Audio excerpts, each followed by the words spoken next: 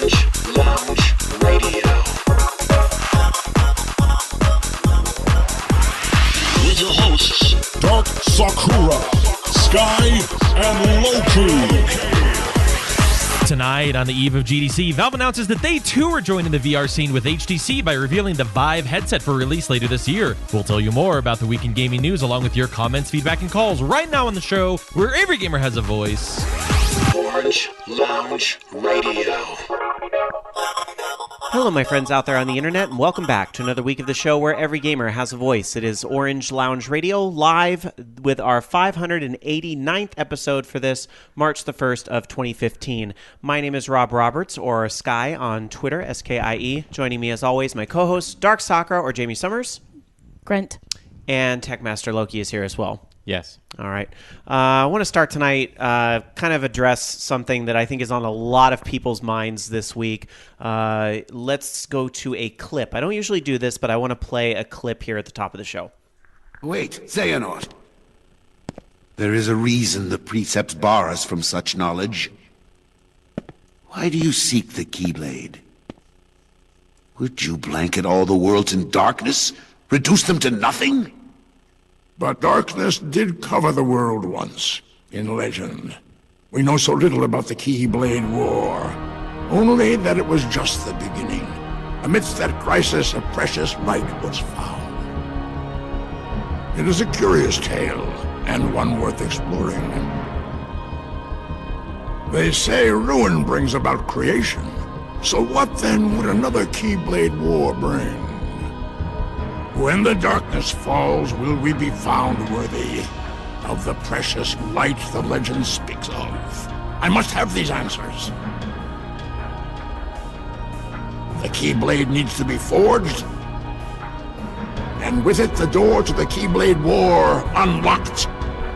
So obviously there, that is the great Leonard Nimoy, who, as I'm sure all of you know by now, passed away on Friday at the age of 83. Obviously, Leonard Nimoy didn't contribute as much to video gaming probably as he did in the worlds of movies, in the worlds of literature, and some other places, but he definitely had a presence in video gaming. Not only, of course, with his role that he had there in Kingdom Hearts Birth by Sleep, Kingdom Hearts 3D, Dream Drop Distance, assumably Kingdom Hearts 3, if those parts have already been recorded or not, we don't know.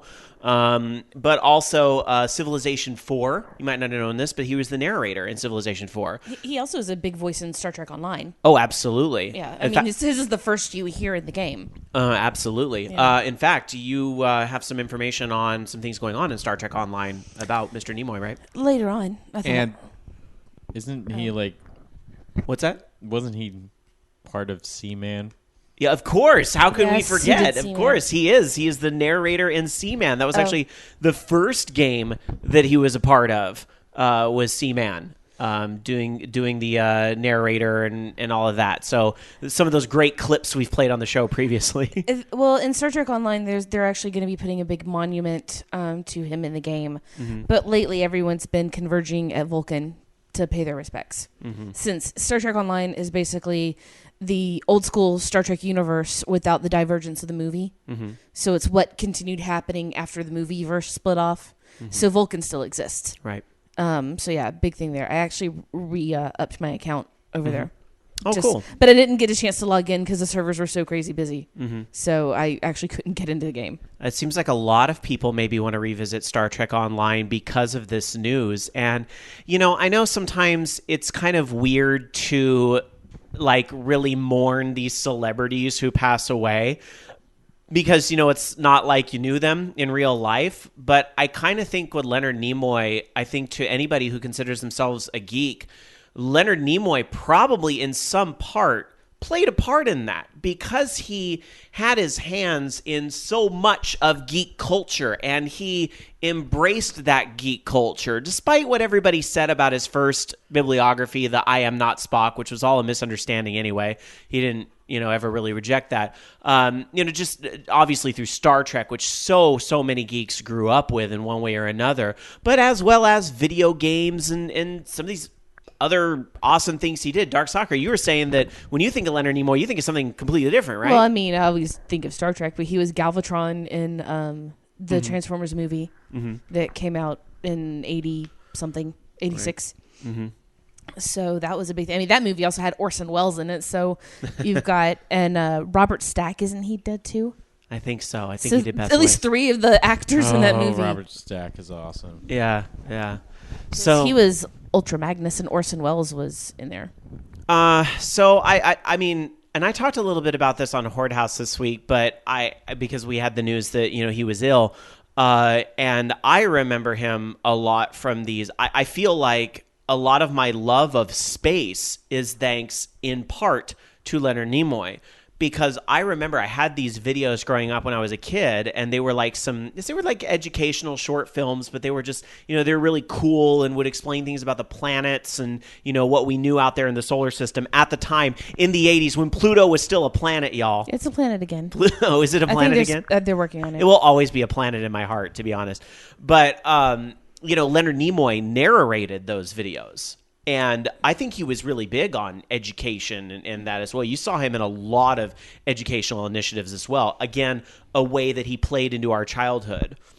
Well, another thing for me, too, is that he was actually, I guess, not necessarily a big pivotal reason why I converted to Judaism, but learning about his Jewish roots definitely inspired me, especially learning that the live long and prosper thing that I can only do with one hand is actually from the priestly benediction in an Orthodox temple. Right. And he did Yiddish theater.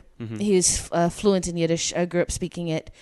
He was in productions of Fiddler on the Roof, and it was his Star Trek fame, that when he went back to doing theater after, that actually really pushed the genre of Yiddish theater back into the fore. I'm going to really hope that none of my coworkers are listening because I'm about to out my boss as a closet Trekkie, although that's something you should never be ashamed of, in my opinion. But when I got the news that Leonard Nimoy passed away, I went to talk to my boss about it because I knew she was big on Star Trek. Like, she used to do a lot of the, super nerd stuff that I'm doing now. And she was sharing stories about meeting Leonard Nimoy years ago and seeing him in theater where a particular play where he was playing Van Gogh's brother. So, he was much more versatile than just Spock. Van Gogh's brother is the only person who bought any of his work. But yeah. But no, just the fact that he in and of himself had a big love of fantasy. I mean, we're not going to talk about the Song of Bilbo Baggins, but, But, I mean, on top of that, he contributed so deeply to the arts. He actually, it was a big continuous contributor to various artistic foundries as well as to an ongoing Yiddish theater, a few Yiddish theater societies. So he's done a lot more for the public arts than people might think. Going to our chat room, of course, we do tape live. I haven't said it yet, but we do tape live every Sunday night at the Voice of Geeks Network, vognetwork.com, 6 o'clock Pacific, 9 o'clock Eastern, right after the Bobby Blackwell show. And if you are listening live, you can, of course, head over to our chat room, live.vognetwork.com. And obviously, many, many people taking a moment to remember some parts of Leonard Nimoy's career and the effect that it had on them. SSJ100 Matt saying, saddest part of my week. Fifth Dream, I posted some stuff of him as Galvatron the other day and the intro to Seaman. Of course, a few people in there, RageNator, remembering the whole I'll friend your butt joke, which, might seem tasteless at a time like this. However, I think humor is a great way many of us cope with a lot of different tragedies. Brad from Pod Culture letting us know Star Trek Online has got one hell of a graphics upgrade since the last time I logged in. Act Def saying Leonard Nimoy is a legend. Tiger Claw, Leonard Nimoy was the voice of Sentinel Prime and Transformers Dark of the Moon. Oh, and Michael Bay was related to him. SSJ100 Matt saying Nimoy was we won't hold that against him. Nimoy was such a monumental figure in the geek nerddom. He was never a vain or jerk celeb and was cool to the fans. He was a classy guy on and off the screen.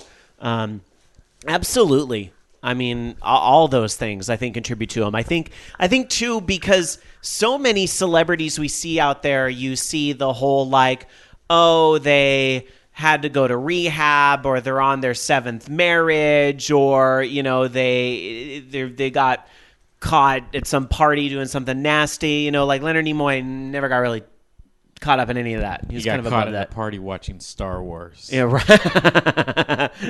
What's going to happen next? They're going to let the same guy direct Star Trek and Star Wars. What's up with that? So, anyhow, I want to take a moment here to just acknowledge, as I'm sure many of you are thinking of Leonard Nimoy this weekend and maybe the impact he had on your life, and not only his contributions to movies and television and literature, but just reminding y'all he did work with games too. He was a huge part of video games. I consider Civilization 4 to be one of the greatest games of the last decade. So, and he's a big part of that. And of course, Star Trek Online, a hugely popular MMO. And of course, I know many, many, many of y'all like Kingdom Hearts. You may not have played the games that are not 1 or 2, but I mean, these I side honestly games, never knew he was in Kingdom Hearts. Yeah, I think a lot. I don't think a lot of people did. I stopped midway through the first one, so Yeah. of course. So, but you have memories of Leonard Nimoy too, I'm sure, somewhere, right? Yeah, I watched Star Trek. Of course. So, anyhow, So we have to change the fortune cookie because Brad asked us to. we'll get to that at the end of the show. I won't be here. I will just mention real quick too. I think this is an important note. Leonard Nimoy passed away because of complications related to smoking. He didn't smoke at the end of his life. In fact, he'd quit for many, many years. But some of the damage that he'd done over the years kind of came back to get him. So, if you are a fan of Leonard Nimoy and you're somebody out there who happens to be a smoker, I'm somebody who used to smoke. I smoked in the past, so I don't want to talk down to anybody. It's certainly not what I want to do, and I kind of understand some of the struggles, and I understand, the stress relief that comes with that and so forth. But I do want to take this moment to say, maybe now is the day to make a change. Maybe today is the day you're going to quit, or you're going to try something new to quit, or you're going to do something that will extend your own life so that hopefully you don't, end up with this that you had to learn from watching Leonard Nimoy go through it. So again, I'm not trying to be talking down or parental, but I just feel like this is something that maybe we could turn a very negative thing into a positive thing. And if I knew that maybe this little rant would make one person maybe stop, then I'd be totally worth it. Totally worth it. So just wanting to put that out there for people. Anyway, let's move on. We move on. There's a lot, actually not as much going on in the gaming world this week as there have been in previous weeks, but we are on the heels of GDC, PAX East coming up this week, and there are a few things we want to get into. So we will move on. We carry on with the week in gaming news, and we're going to start it off as we always do, talking about our gaming weeks and the types of video games that we've been playing this week. Dark Sakura, how was your gaming week? I played a little Star Trek Online, of course. Well, tried to. I played Final Fantasy 14 so I could show up for the La La Twerk wedding. That was the dumbest shit I've ever seen in my life. Mm-hmm. The Eternal Bonding ceremony in Final Fantasy, it's seriously the hokiest hoke that ever hoked. We're going to have wings and fly into the air and smooch. Fuck. That's just ridiculous. Becky was watching over my shoulder. And she was like, what the hell is this?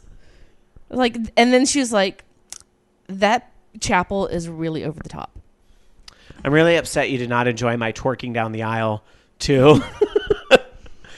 Since there's no flower girl or ring bearer built into the game, I felt and the folks that were getting married, it was a bro wedding last night, and it was the whole theme was over the top. I mean, as if the ceremony itself in the game is not already over the top. We were doing it. I was fine with that part. Uh-huh. It was the ceremony that was so stupid. I know it is. I was like, the hell stupid is this? And so I just walked, and everyone was like, we're running around in Speedos. And I was like, that's great. But I liked the people who were running around in the leopard spotted Speedos. Mm-hmm. And I was just like, I'm just going to be cute and wear the yukata and have my little chocobo chick hanging around. I wore a yukata to the last wedding I went to in game, so. But I'm still trying to convince someone to be my eternal bond mate just for shits and giggles. Just to do so it. that we can afford a house. There you go. Because it's the only way you can. And then I played, of course, Dragon Age Inquisition, which I'm still kind of slowly going through it. But Becky and I because Becky doesn't really like the games, but she likes the characters in it because I've introduced her to them.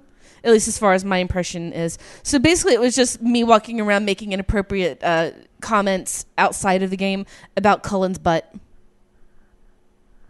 And then there was that picture on Tumblr that looked like the Showgirls poster, which makes me have to draw Cullen like the Showgirls poster now. Just saying. Wow. Going to our chat room over at live.vognetwork.com. Speaking of awkward, Bobby Blackwolf's in our chat room.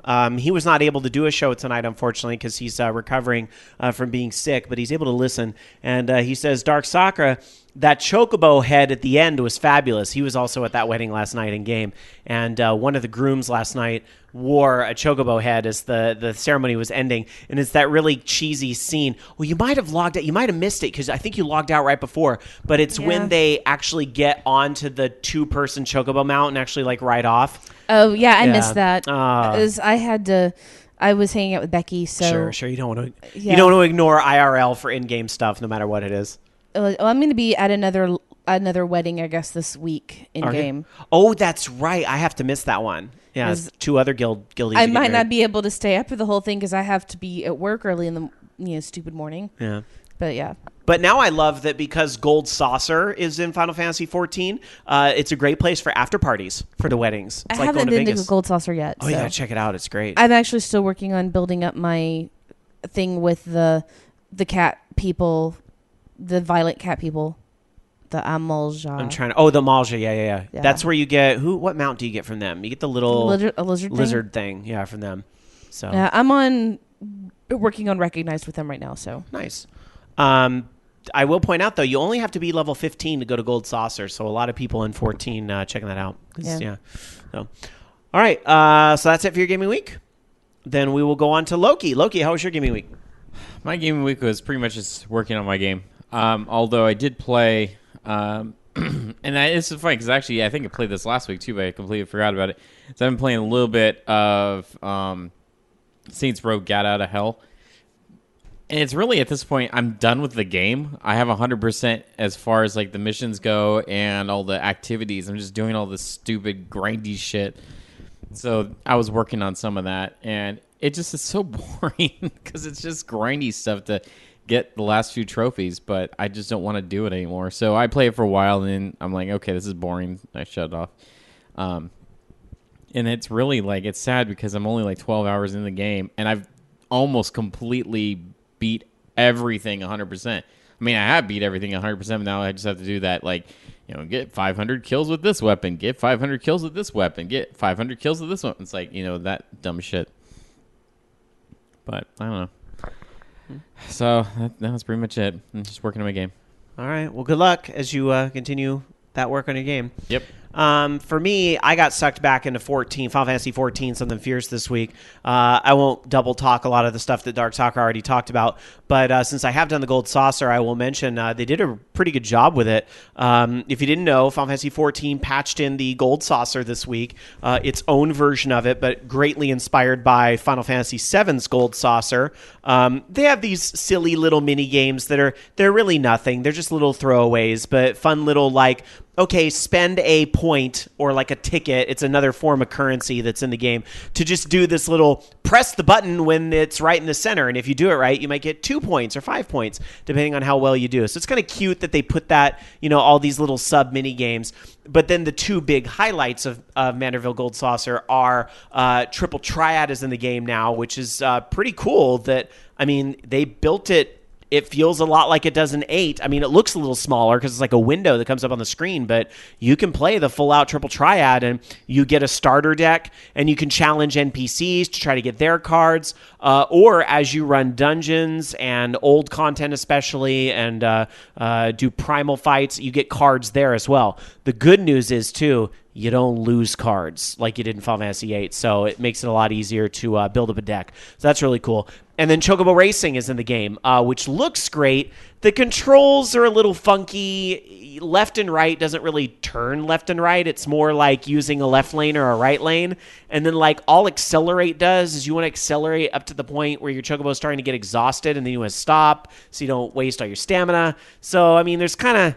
it's a little bit clunky in the controls, but it still looks really nice, and it's still kind of fun to check out. So Chocobo Racing is a They worthy need to addition put as well. Chocobo Racing as in the kart racing in Right? the game. That's what I was really hoping for, because, man, the PlayStation 1 version was so good. But I understand that's going to take a lot of work in a different way, and maybe something like that is just too difficult to build in the engine. I'm happy with what they did give us. That is disappointing that it would be too difficult to build into the engine. I guess they'll just have to make a standalone game then. I'm fine with that. I'm okay with that logic. That is totally fine with me, honestly. So, love that. So there you go. I've also been playing a lot of Diablo 3 this week as the seasons are continuing. Alan is already up to like Paragon 130 something. I don't know, like it's a really high level, and I'm working on it too. I'm up to Paragon 80 something on my monk. I've been just doing some riffs, trying to get some better gear. Wishing that blood shard lady would give me a set helm already. But yeah, just making my way on Diablo 3. Other than those two games, honestly, it hasn't been an awful lot. Yesterday, I went on a day trip with Flacco Jones and Shane. We went to go see Extiver from Horde House, who lives in the Bay Area. So we went on a day trip over there. And I will say we played board games while we were there. We don't talk about board games enough on this program, which, I'm sure there are board game podcasts out there, and there's probably plenty you could say about board games and card games. But I think there's a lot that ties into video games, after all. Many great board and card games become a video game at some point, and many great video games also become a board game at some point. In fact, Dark Sakura, at a store in Berkeley yesterday, I saw the Mass Effect Risk game, and I thought about it. I kind of want it. It's like $50, isn't it? It's $50. They changed the board completely. It looks very different, but I still kind of wanted it. But anyway, we played board games. We played The Resistance, which is kind of the wolf game that you play at Dragon Con, or I'm sure many conventions, as a card game. Like, it's just a little different. But that's a lot of fun. Because, if you're playing with a group of friends, you get all into it. And, I of course, was the spy in both games. And, somebody figured it out, but luckily the other people wouldn't listen to him, and I won both times. Beam. We also played what is it called? The DC deck building game? Something like that. It's like a card game, but you're building your deck, and it was all DC heroes and things. Like, I would get I think Cyborg was the hero that I was playing, and I think Alan was playing as the Flash. And so, yeah, that was a fun game. I like those games where you kind of start with a very small deck, and then you build up more and more cards to try to get enough points to win. I know Dominion is a huge game like that, too. I've played that before, and that was a lot of fun. So, yeah, William Murderface in our chat room over at live.vognetwork.com says, need some Betrayal at House on the Hill in my life. Good stuff. I played that one 2 weeks ago with Flacco and his wife and Shane, and that game's a lot of fun. That's one of my favorite board games right now. Yeah, that's a great one, too, if you haven't played that. So there you go. I played a lot of board games this week. It's like video games without the video. So there you go. Let's get into some housekeeping real quick, and then we'll get into what news is going on this week. For housekeeping, I will say, of course, as always, follow us on Twitter, please. Twitter.com/OLR. We're also on Facebook, Facebook.com/orangeloungeradio. As a reminder, guys, we will not be here next week. There is no OLR here next week. It will not be live, nor will it be podcast. There will be nothing. We will be back on March 15th. And the reason for that, of course, is that, as I've mentioned on previous shows, I will be going to PAX East, and my flight home is Sunday night, so there's no way. I don't get back into San Francisco until 11:30, which is well after the show is already over. So there will be no show live or on the podcast next week, but I hope you guys all have a great week. I'm sure there will be lots of news and things to discuss that come out of PAX, which we'll talk about in 2 weeks on episode 590 on March 15th. So there you go. All right, let's get into some news. Gaming news. Again, a little bit of a quieter week, but a few things to talk about worthy of our time this week. Loki. So they made an announcement regarding Fable Legends that it's going to be a free-to-play game on Xbox One and PC. So that's kind of cool because I wouldn't have bought it anyways. But I'm glad to hear that it'll be free-to-play, I guess. So maybe I'll check it out if my PC can run it. Since Windows 10 is supposed to be free, maybe? Is it supposed to be? Yeah, it's supposed to be free, so I'll have to check it out. I'm wondering, though, how they're going to do the microtransactions in the game. So that'd be kind of interesting. Now, the other thing, though, is they're saying that it does require Xbox Live Gold if you're on Xbox One to play it. Unlike, I think, don't the free-to-play games on PlayStation Network don't require that? At least on PlayStation 3, I think. I don't know. But, well, I guess we'll have to wait and find out some more information. I think this is coming out later this year. I'm surprised at the free-to-play news about this because it didn't seem like one when we saw it at E3 last year. So this is a bit of a surprise. I know that Molyneux doesn't have much to do with this, but I'm kind of glad it's free-to-play. Well, I mean, he has really nothing to do with it I at this understand point. that, but like a lot of the Fable games have been kind of a letdown, especially after 2. Yeah, 2 was great, and then 3 was yeah. And then Connect, yeah, right. it's not on rails. Well, I would like to see perhaps just a Fable 4 at some point. That would be great. Cool. Especially to maybe kind of go back to some of the things that worked with 2 and, with the Xbox One technology and so forth, even though Molyneux wouldn't be involved at this point, likely, I mean, I would hope that they can bring enough talent. I'm sure they can bring in talent to, still make a worthy game of the Fable title.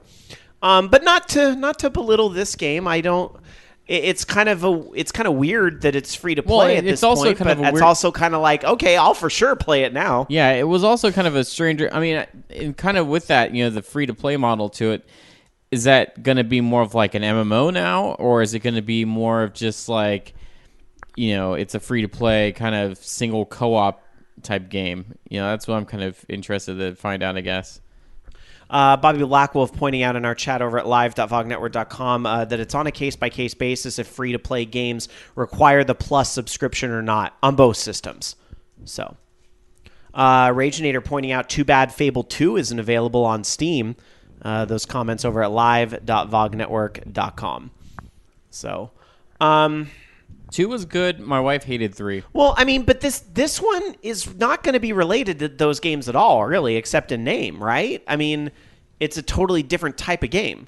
So, I mean, it's kind of a crapshoot in a way. That doesn't necessarily mean it's going to be bad. It's just it's not necessarily going to be good either. It's kind of a. It looked more of like a, I don't know, just kind of a co-op, like almost like 4-on-1 because they have was that whole thing again. Yeah. Why is everyone doing the 4-on-1 thing? I mean, we said that at E3 last year. Like it's just all these games are coming out. I understand though that Evolve did it and stuff like that, and I don't even know if people are still really interested in that game because it looked interesting. It looked like a neat idea, but I just think with everybody doing that, all of a sudden it's just kind of like, eh. Well, I think what happened with Evolve was the DLC stuff really turned a lot of people off.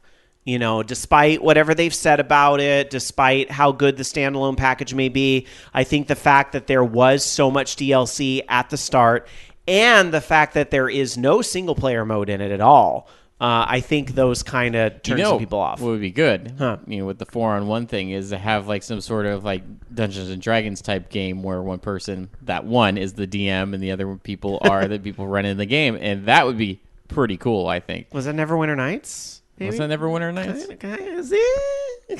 Sort of. I just call that D&D. Well, I understand that, but I'm talking about like a video game. I understand that, yes, it's fun to imagine and do all the rolling and stuff like that, but like, let's just streamline it down and make it a little bit more accessible for people that don't want to, that are going to be too encumbered by trying to learn all the rules and everything. That's what they did with D&D 4th edition, which is why it sucks.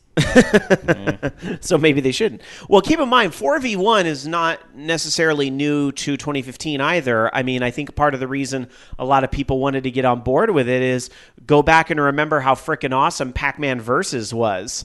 And the Wii U brought a few versions of that to Nintendo Land as well. The Mario Chase and the Animal Crossing games are I bet you we'll that. see a new Nintendo Land this year. You really think? I think so.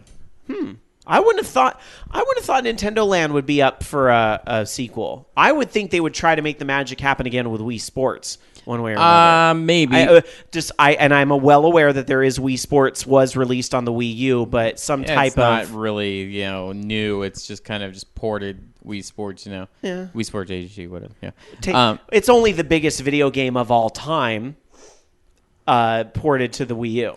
Yeah, it's because they, were innovative for a short, brief period of time, and they had a pretty decent game to go along with that. They just need to recapture that fire, though. Many people in chat chiming in about Neverwinter Nights, saying Bobby Blackwell saying Neverwinter Nights 2 didn't really have that, but Neverwinter Nights 1 had that. Let's see. Bobby also saying, he's got a lot of chat comments tonight. Bobby saying, I guess when he couldn't do his own show, he's got a lot to say in chat. Bobby saying, Pac-Man Versus on GameCube, best party game ever. Too bad it kind of took a lot to get that game up and running, but man, those GameCube, Game Boy Advance games were a real fun party when you had everything to make it happen. Like Zelda Four Swords was so much fun, as was even the Final Fantasy game, even though it was a little more complex, I think, to just kind of plug and play at a party. I still think that was a lot of fun if you could get people who are into it to play. Mm-hmm. So, anyway. So there you go. Going to be a free-to-play 4 versus 1 game. I'll certainly check it out now that it's going to be free. I don't even have to ask that question. Do I spend the money? Don't I spend the money? Especially after last week's news where Shadow Realms got canceled. Well, Loki, there you go. There's one of those 4 versus 1 games that's not happening now. So I guess some are unfortunately falling because there's just too many of them out there. I don't know. So I would have liked to see what they'd come up with. But I also have a weak spot for BioWare. I'll openly admit that. I do. Anyhow, I also have a weak spot for this series, as do a lot of you. Dragon Quest. Good news, guys. A Dragon Quest game is coming westward. Sadly, it's not Dragon Quest X for the Wii U or something, but this will still be pretty cool nevertheless. Dragon Quest Heroes will be coming to PlayStation 4. Interesting. In North America and Europe later this year, both via retail and digital download. And of course, Square Enix will be selling it on their own online store. The PlayStation 4 will obviously have the high-definition graphics and all the characters that you know that are designed, like the little blue slime, right?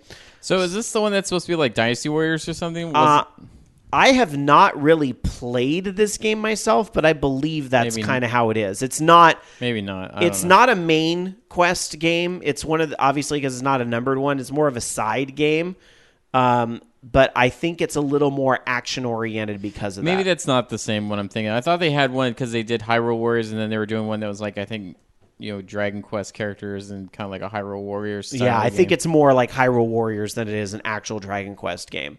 Akuma JP, who I know lives in Japan, and so has definitely already played Dragon Quest Heroes, I'm sure, says Dragon Quest Heroes sucks ass. Ooh, maybe that's unfortunate. That is unfortunate hearing that. Why would you port a crappy game? I mean, granted, that's just one person's opinion. Other people may feel differently, but still, you might be wondering why this and not Dragon Quest X. Dark Tetsuya saying, though, well, if Dragon Quest Heroes is anything like Hyrule Warriors, it might be a fun game. Hyrule Warriors starting to show us a real vast amount of depth, but we'll get into that later in the show. I know something else is coming up on Hyrule Warriors later in the show. So there you go. I'll still it kind of depends how much they're going to charge for this. That's one thing I don't think they said in the release. I'm trying to see if it's in the maybe a demo. A demo would be great. Something to let me know if I'm really going to like it or not before I drop that kind of money on it. Yeah, no day or date yet. So we'll see if this maybe is more of a budget title, although I kind of doubt it. So you pay the Square Enix premium. Yeah, right. Like we're going to be doing with Type 0, which is buying a PSP game that's been tinkered with and now will be on the PlayStation 4. But I do really want to play that game. Not even just for the Final Fantasy 15 demo, but I mean obviously that's a big part of it. But with Type 0, I'm just excited. What is that even about? I mean, the music is so good. But is Type 0 like tied in with 13? I think that whole universe kind of got split up. But yeah, I think it at one time did. So, but I'm still I want to check it out. We'll see. All right, let's move on. Dark Sakura. Well, a few big names out there have put out that there was going to be a Final Fantasy Mystic Quest HD remake, but Square Enix is like, that's crap. Basically, the official statement says we are aware of the Final Fantasy Mystic Quest HD remake project and can confirm that it is not a Square Enix project nor endorsed by Square Enix in any way. Basically, it was that a group called Dark Design Games has been going around basically saying, "Oh yeah, we're going to be making this game," and spreading the word. And they're actually the head of the company, Jake Jackson, was saying that we just crossed our wires. Square Enix Europe has endorsed it. So I think that he's trying to pull off some kind of scam or trying to, I don't know, get a little bit of attention. But Square Enix officially said it's not true. And basically, if the game is released, it is definitely unlicensed and a violation of their copyright. Mm-hmm. Why would you want to remake Mystic Quest anyway? Besides the music was great. Hell if I know. That aside, the game itself was a little weak. It was like Final Fantasy for 5-year-olds. Well, and that was the point. Well, it was Final Fantasy for Americans. That was the point, really, behind it. Was let's do an entry-level RPG for the big stupid Americans. And it wasn't even really a Final Fantasy game to begin with. No, it really wasn't. It didn't even really. Hold on, I'm going to figure out which one it was. Maybe some of the spell names and things came from Final Fantasy, but that's really it. I mean, it was so. I actually own this. My mom knew I loved Final Fantasy, so she knew that it also wasn't a game that was filled with gore and blood and stuff like that. So when she saw Final Fantasy Mystic Quest came out, she got it for me for like my birthday or something. Yeah, and I was actually, it was a Final yay. Fantasy game. What? It was a Final Fantasy. No. The Final Fantasy Mystic Quest came out in Japan as Final Fantasy USA Mystic Quest. Yeah. Final Fantasy stupid US edition. Final Fantasy dumb Americans. Yeah, this actually was completely not. Yeah. I believe it was a game developed in Japan for the US, which was what made it kind of unique in a way. But again, soundtrack was stellar. If you're going to play the game for no other reason, the soundtrack's great. It was not Nobuo Uematsu. It was somebody else, but it's great. Some of the songs are in Theatrhythm, which is one of the ways to kind of remember it now. So, Act Deft in chat over at live.vognetwork.com saying, hey, Final Fantasy Mystic Quest is cool. Don't diss it. I guess it had its moments, but it was so linear. Like, you think Final Fantasy 13 was bad. Final Fantasy Mystic Quest was actually linear. You were on the world map was lines that you followed and you would go to a battlefield where you'd have to just do 10 battles back to back, and then you'd clear that battlefield. And of course, all the hit points were represented visually, because here in America, we don't know numbers. We only know meters. So there were some silly aspects to the game. But again, the music, fantastic. So, Dungeon Buster saying, it's Final Fantasy Casual Quest. Act Def saying, I'm a dumb Mexican, and I love it. Let's see. Yeah, those are some comments from our chat room. Rama saying, Secret of Evermore was so much better than Mystic Quest. I have that game. I support that. I think Secret of Evermore got so much shit, and I think it was a way better game than people give it credit for. I understand why, because of the fact that we got that and not Second Densetsu 3. So I understand why the frustration is there, but like that game didn't deserve to be like a one and done for Square USA, Yeah. Jeremy Soleil, that was like the very first game soundtrack he ever did. And now he's gone on to do Elder Scrolls. It's like his big thing, right? Guild Wars, all that big stuff. Yeah. So, Anyway, all those other Square Enix games, besides the ones in the main series. Lots of news on those tonight. Let's move on with some more news. Loki. So Microsoft is putting on sale the 1-year subscription for Xbox Live. They're dropping it to $40 a year instead of $60.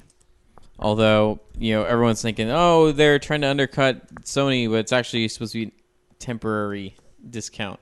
But I wonder, though, if it's going to be a temporary discount like the system discounts were, and then they weren't so temporary. So I'm wondering if they'll do something similar like that. It'd be nice. I just don't think they're going to do that. And let's be honest, a lot of people weren't paying $60 for gold anyways. For a year, you could buy it for $40 a lot of places. Like during Black Friday sales and stuff? Not even. Just like all the time it's discounted, like on Amazon and just wherever. What do you think might be the strategical reasons for Microsoft to do that? Is it some type of competition with PlayStation? Because isn't PlayStation, $50 for a year? Yeah. So now not only are they no longer more expensive, but they kind of undercut them in a way, right? Yeah, it's maybe just trying to see if that brings a boost in, sales or something. Maybe just subscriptions, increases the amount of subscriptions. I worry, though, and not to be too tinfoil hat or, angsty gamer type of thing, but I just want to throw this out there. And I've talked in the past before about how, double dipping on the Xbox is going to piss me off.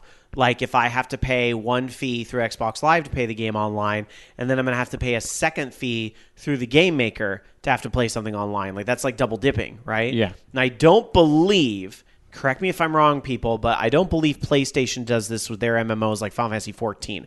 I do not believe you have to have PlayStation Plus to do Final Fantasy 14. Well, according to what Bobby was saying earlier, it's on a case-by-case basis, right. So, and I'm trying to remember what game it was where I was like, they better not have a fee to do online because then that's double dipping because you're going to have to pay once for Xbox Live and then you're going to have to pay another fee through whoever the game maker is. And I can't remember at the time what. The Elder Scrolls Online? Maybe? I don't know. But I wonder if the reduction in price for Xbox Live is to make double dipping less offensive, if that makes sense. Then maybe some of that's coming, that they'll make that $20 or the publishers will make that $20 in other ways. Again, I am admittedly being negative about this, but I feel like I have to ask that question. What's the real reason behind this? Well, the other thing I'm thinking is maybe it's because they're thinking, I honestly don't think it's very long-term anyways. I think it's just to boost sales right now because it's kind of it's a very sparse time of the year. So I'm thinking maybe it's just to help boost sales a little bit. Just, an experiment. They can try it and see what happens. I don't know if it's going to be necessarily something that they drop the price because they're thinking, hey, we're going to get people on Windows 10 to pay the subscription fee for games as well. Which let me start off there by saying I think that's really stupid to do on PC, to pay a subscription to play games online on PC. Oh, God, hackers will find a way around that in seconds. I hope Microsoft isn't banking on making money with that. Hackers will work around that in seconds. I just, because that's, what they're saying, I think, with Fable, the new Fable game, is that you think you have to have gold to play that. Oh, then it's not really free to play, is it? But then I think that's just on consoles, though, right now. But I'm just saying, right now, I understand it's on consoles currently, but it could very well move over to all platforms, like you play, for PlayStation Plus or whatever, right, and you get it on, all your PlayStation consoles. But maybe now that they're having Windows 10 as being this whole platform thing that you pay for it on Windows 10, and I don't know. I think it'd be hard to sell that, but I could see them maybe offering other services through that. Perhaps. Okay, that's a more positive way of looking at it, is that maybe there's some type of uniform Microsoft subscription or Microsoft Gold or something that's going to have synergy with Windows 10. Well, buying this would get you not only the gaming, but tinfoil hat, Microsoft Word, like Microsoft Office suite of products you could use. I hate that they have a subscription for that too, but whatever. Well, it worked for Adobe, so it's where a lot of those companies, that their software gets pirated all the time. That's kind of where they're going now, So that's their way around it, is that you check in with an authentication server all the time or it doesn't work. Always online apps, essentially. So I have to jump in. Okay, what is going on in the chat room, Dark Soccer? While we've been talking about Microsoft and Xbox, you guys in the chat room are going crazy. What is happening? Basically, it starts with Act Deft going because it's talking about it went to talk about Final Fantasy Mexico edition, and so he says Fantastica Final Busqueda Mystica. So we've now started talking about what enemies and classes would be in the game. So instead of cactars, you have cactuses, and I said instead of bards, you have el mariachi. And I was actually sort of thinking of, Antonio Banderas walking around. Wait. So since we joked about a Final Fantasy that was made for stereotypical Americans, you guys are designing a Final Fantasy for stereotypical Mexicans. Yes. So we have luchadors instead of dragoons. Mm-hmm. They're going to wrestle them into, pieces. Then we have, what else was in there? I said to have the Toreador so that you have bullfights instead of boss fights. A Chihuahua instead of carbuncle. Which is Spanish, but still. Can the plot of the game be straight out of a telenovela? It should be. That'll There sign needs me to up. be fake crying. Yes, There needs to be absolutely. lots of crying. And slap fighting. Yeah, lots of Absolutely. slap fighting. Mm-hmm. But that we have to take elements then from Final Fantasy VII when you have the slap fight on top of the Shinra building. Just bring that over. Yeah. Yeah. Well, they were like, we need to ROM hack something. And I'm like, just do it in RPG Maker. So I said that this should be an official Dream game. The Gold Saucer equivalent in Mexico, by the way, it should be... Sabado Gigante.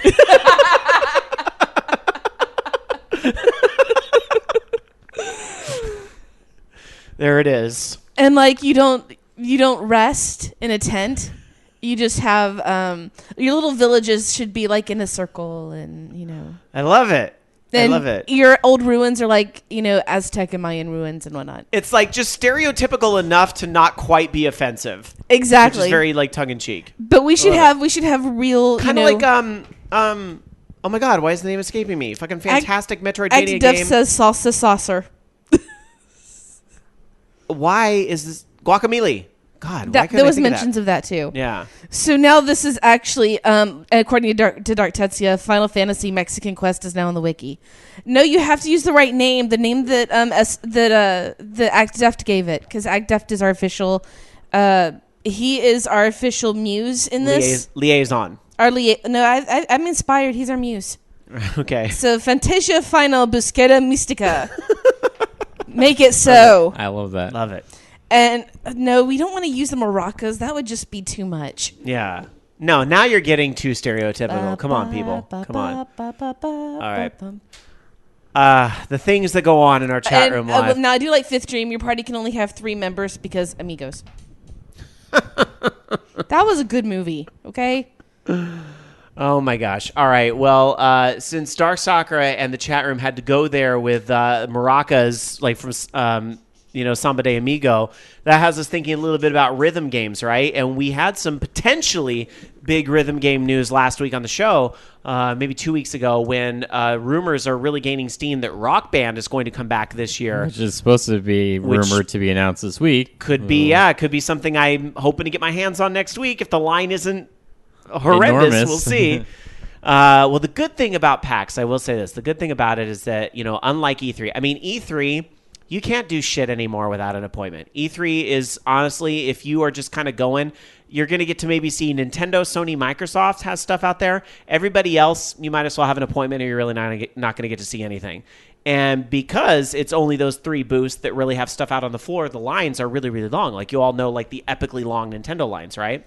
Well, because the point of PAX is it's out there for everybody to see and do, and the media doesn't really get special treatment at PAX, hopefully those lines will move a little more briskly than they would perhaps at like an E3 type show. So I will hope that if Rock Band is unveiled at PAX, I might be able to get my hands on it, as will I'm sure some of our listeners that'll be there at the show as well.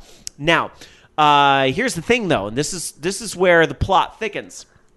Harmonix, not the only ones thinking about bringing their Plastic Instrument franchise back from the dead.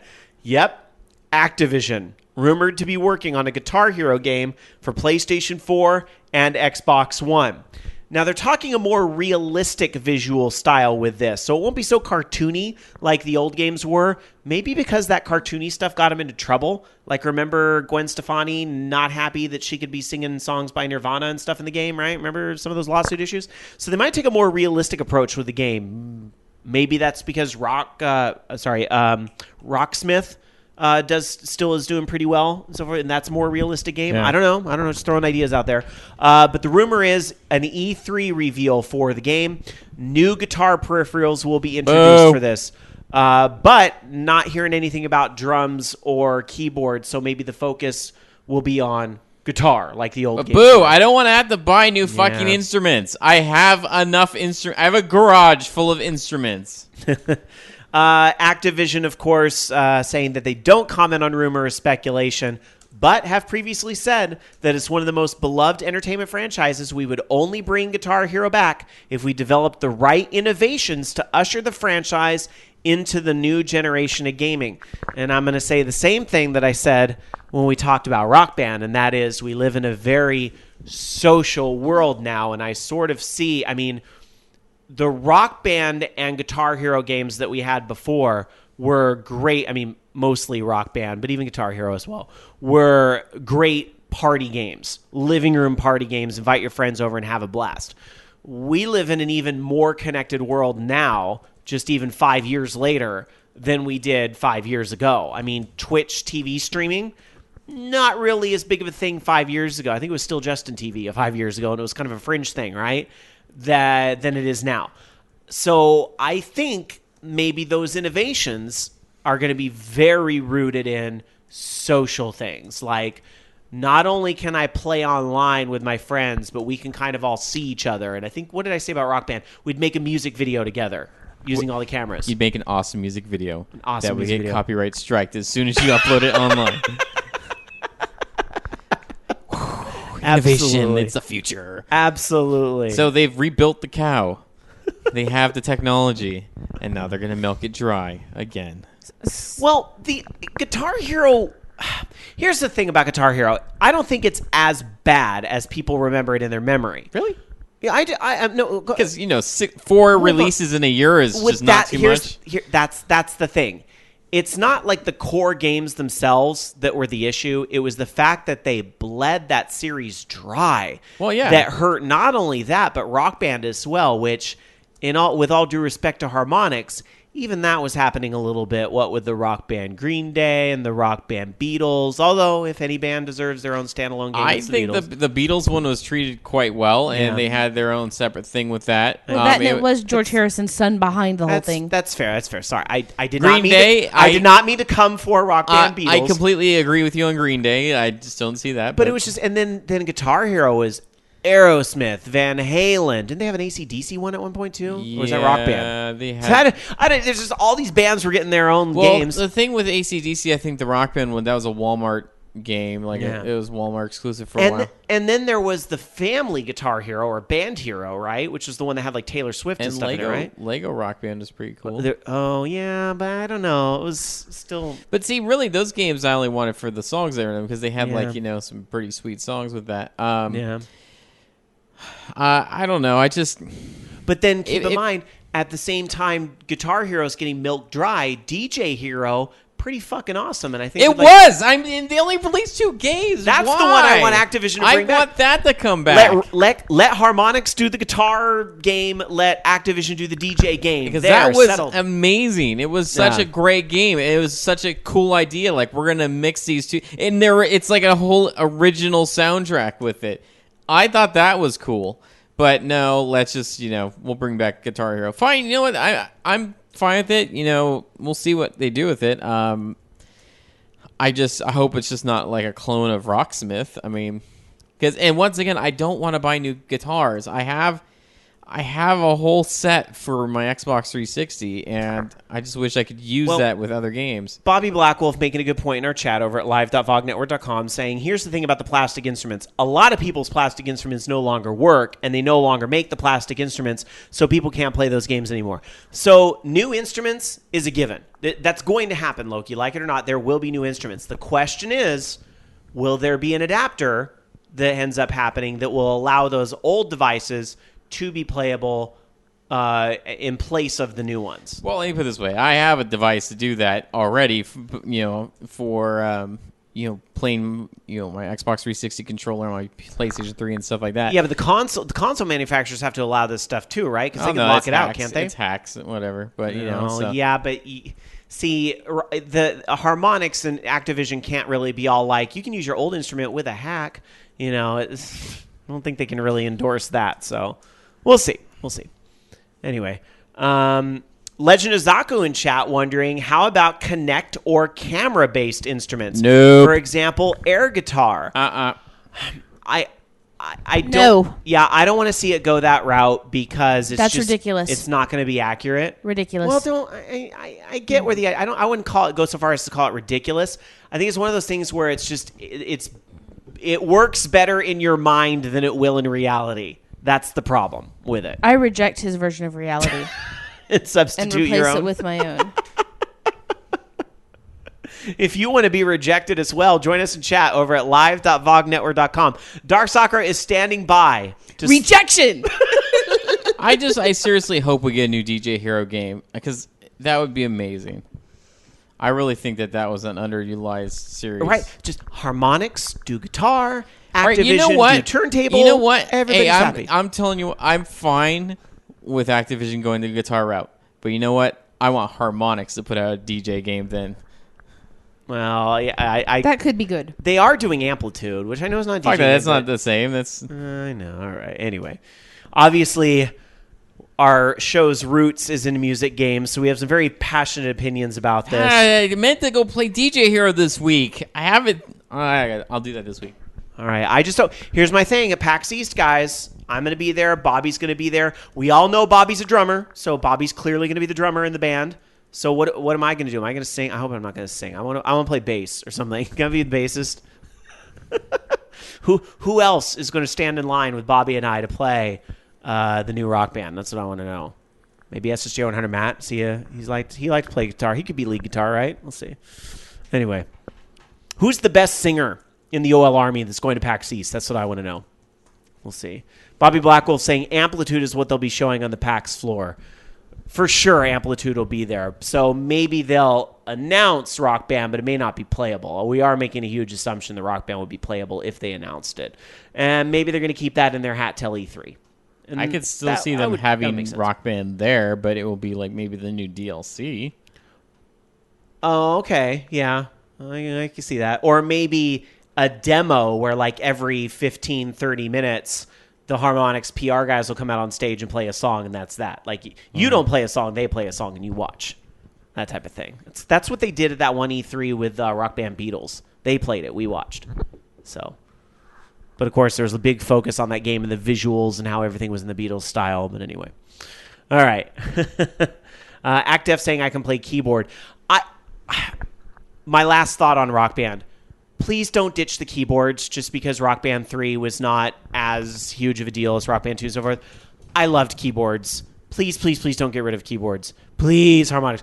Please. I'm going to ugly cry if you get rid of keyboards. I'm going to tell you, I'm going to be there. I have a keyboard too. Haven't really used it. I'm going to be there at PAX East. And if you get rid of keyboards, I'm going to ugly cry at your booth. Ugly cry. You want to know something funny? What? We actually still have all of our peripherals and they still work.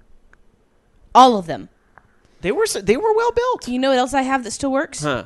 My Guitar Freaks controller. Right? And my Drummania controller. I don't think I have a single dance pad that still works, but yeah, I have those plastic instruments, man. They take a licking. Who did I sell my Keyboard Mania to, or did I? Did I sell it to you? No. No. I bought my own I was years going to ago. sell my Keyboard Mania to somebody. I don't remember. All I right. think I offered it to you first. I think you did. Well, anyway, Sega has words for Nintendo, which honestly, Sega's fucking up a lot of stuff, so I don't know how much Nintendo should listen. But this comes from this former Sega CEO, Tom Kalinske. Basically, he's saying Nintendo should keep doing what they're doing because they're really good at it. The quote says, I don't think Nintendo should give up hardware or consoles. I'm surprised they haven't formed a division to extend the IP. I'd love to play some of their games on my iPhone or iPad. It's really a form of marketing for them in a sense. They wouldn't even need to make that much money off of it. It would keep their brands relevant to the user, including people that are older like me. So it seems to me it's a marketing mistake, but I don't think they should give up what they're doing because they're damn good at it.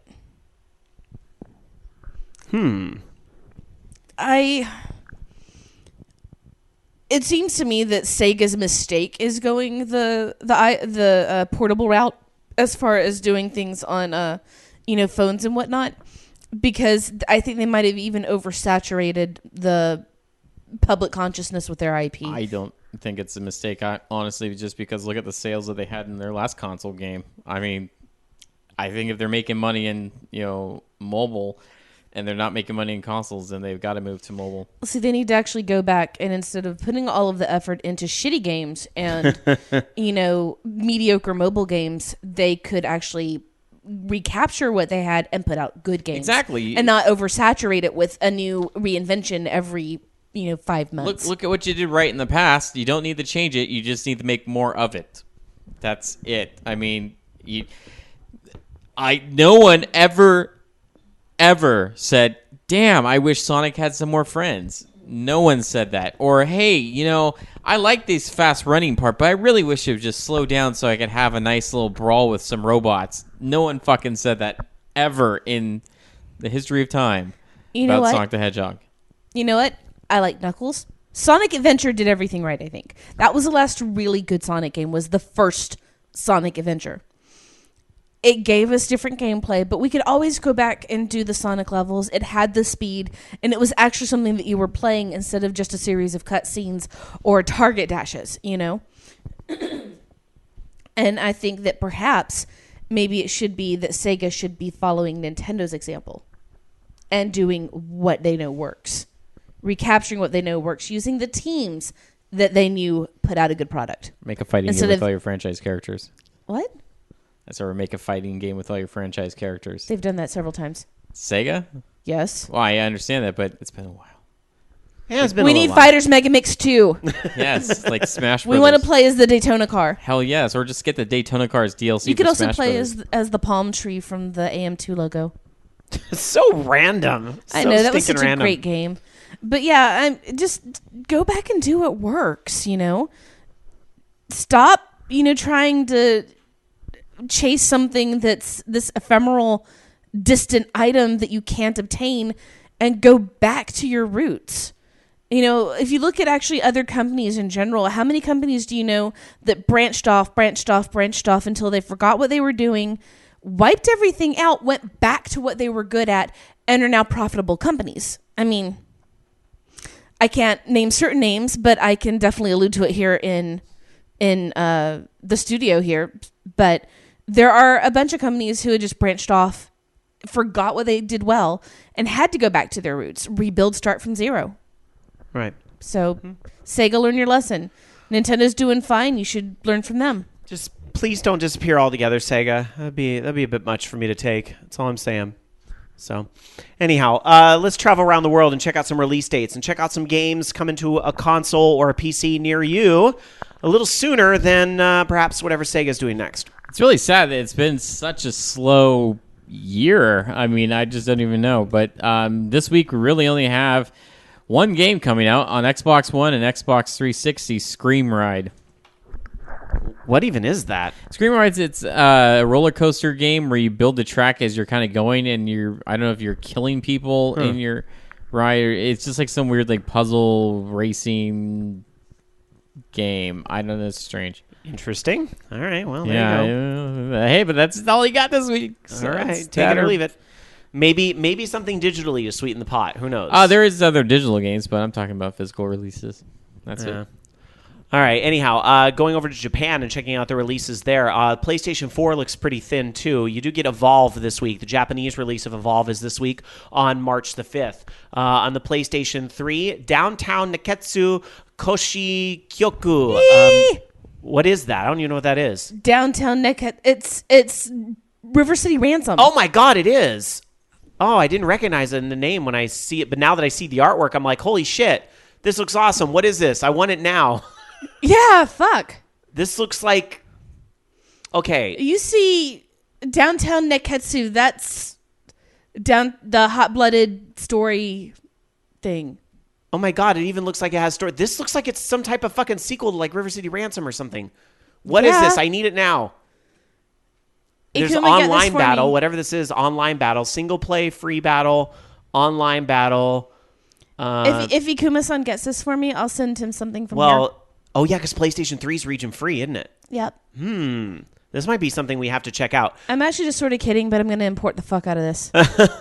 Let's see. Okay, here it is. So they recently announced in Famitsu a remake of this. It was also known as Crash and the Boys Street Challenge, released in 1990 for the NES. It takes these characters and pits them against each other in a sporting event where everything goes, especially cheating. New in this version, highly detailed 3D backgrounds, online multiplayer support, and a single-player story mode. Huh. So there Crash you go. and the Boys. Now I wonder. I laughed my ass off at that reference in Scott Pilgrim. Yeah, right. So that's pretty awesome. I'm gonna buy this right now. Why do I end up doing Japanese releases when you know some of these series right by their Japanese titles? I fully admit I don't know that. So I don't know. Anyway, getting a price. Damn it, I can't order it yet. getting a price reduction this week. Ayu Densetsu Sen no Kisuke going into the best series there. Let's see. Moving on the Wii U this week, nothing, because Mario Party 10 is not out until next week. On the PlayStation Vita this week, Iu Densetsu Sen no Kisuke gets its price reduction on the Vita as well. And lastly, on the 3DS, Lego City Undercover gets a Japanese release this week. And Doraemon Nobita no Uchu Iyuki comes out this week on the Doraemon? Yeah. Oh, I love Doraemon games. They're so cute. Yeah. Now, that one I know. But there's a lot of games in that series. So, all right. How about the UK, Dark Sakura? In the UK, we have just a few things, really. We've got Ollie Ollie 2 for PS4, Vita, and White Knight for PS4 on the 4th. And then on the 6th, we have Scream Ride for the Microsoft systems, and Zombie Army Trilogy on PS4, Xbone, and PC. That's it. All right, just a couple more stories for you guys, and then the classic game of the week. Loki. Well, I know it's time to get excited, especially when I'm saying that Valve had an announcement.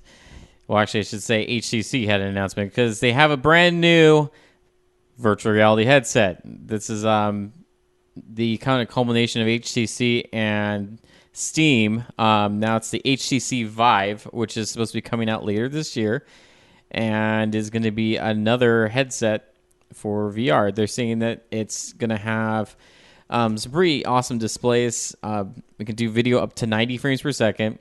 They're saying that it's got dual 1200 by 1080 displays as opposed to what's currently in the Oculus Rift DK2, which is a single 1080p panel. And they have this really strange video teaser of it, but I don't know. I'm worried, though, that there's going to be a lot of fragmentation from this. And also, is this going to be like the new Valve console now? We're going to have because remember they were going to have those Steam boxes and stuff, and that kind of went by the wayside. Is this going to be kind of like the new Steam box thing? I don't know. But they are saying it's going to be out this year. So at the very least, we know there will be some VR this year. Some sort of consumer VR piece. And how much does it cost is what I want to know, too. Because any worry about the pool getting a little crowded with all these different people now getting in? Well, yeah, no, because there's a lot of different PC manufacturers out there, and there doesn't seem to be any fragmentation there. But good point. And like the mobile market, though, I mean, there is, especially on the Android side, there's a lot of fragmentation. I'm worried, though.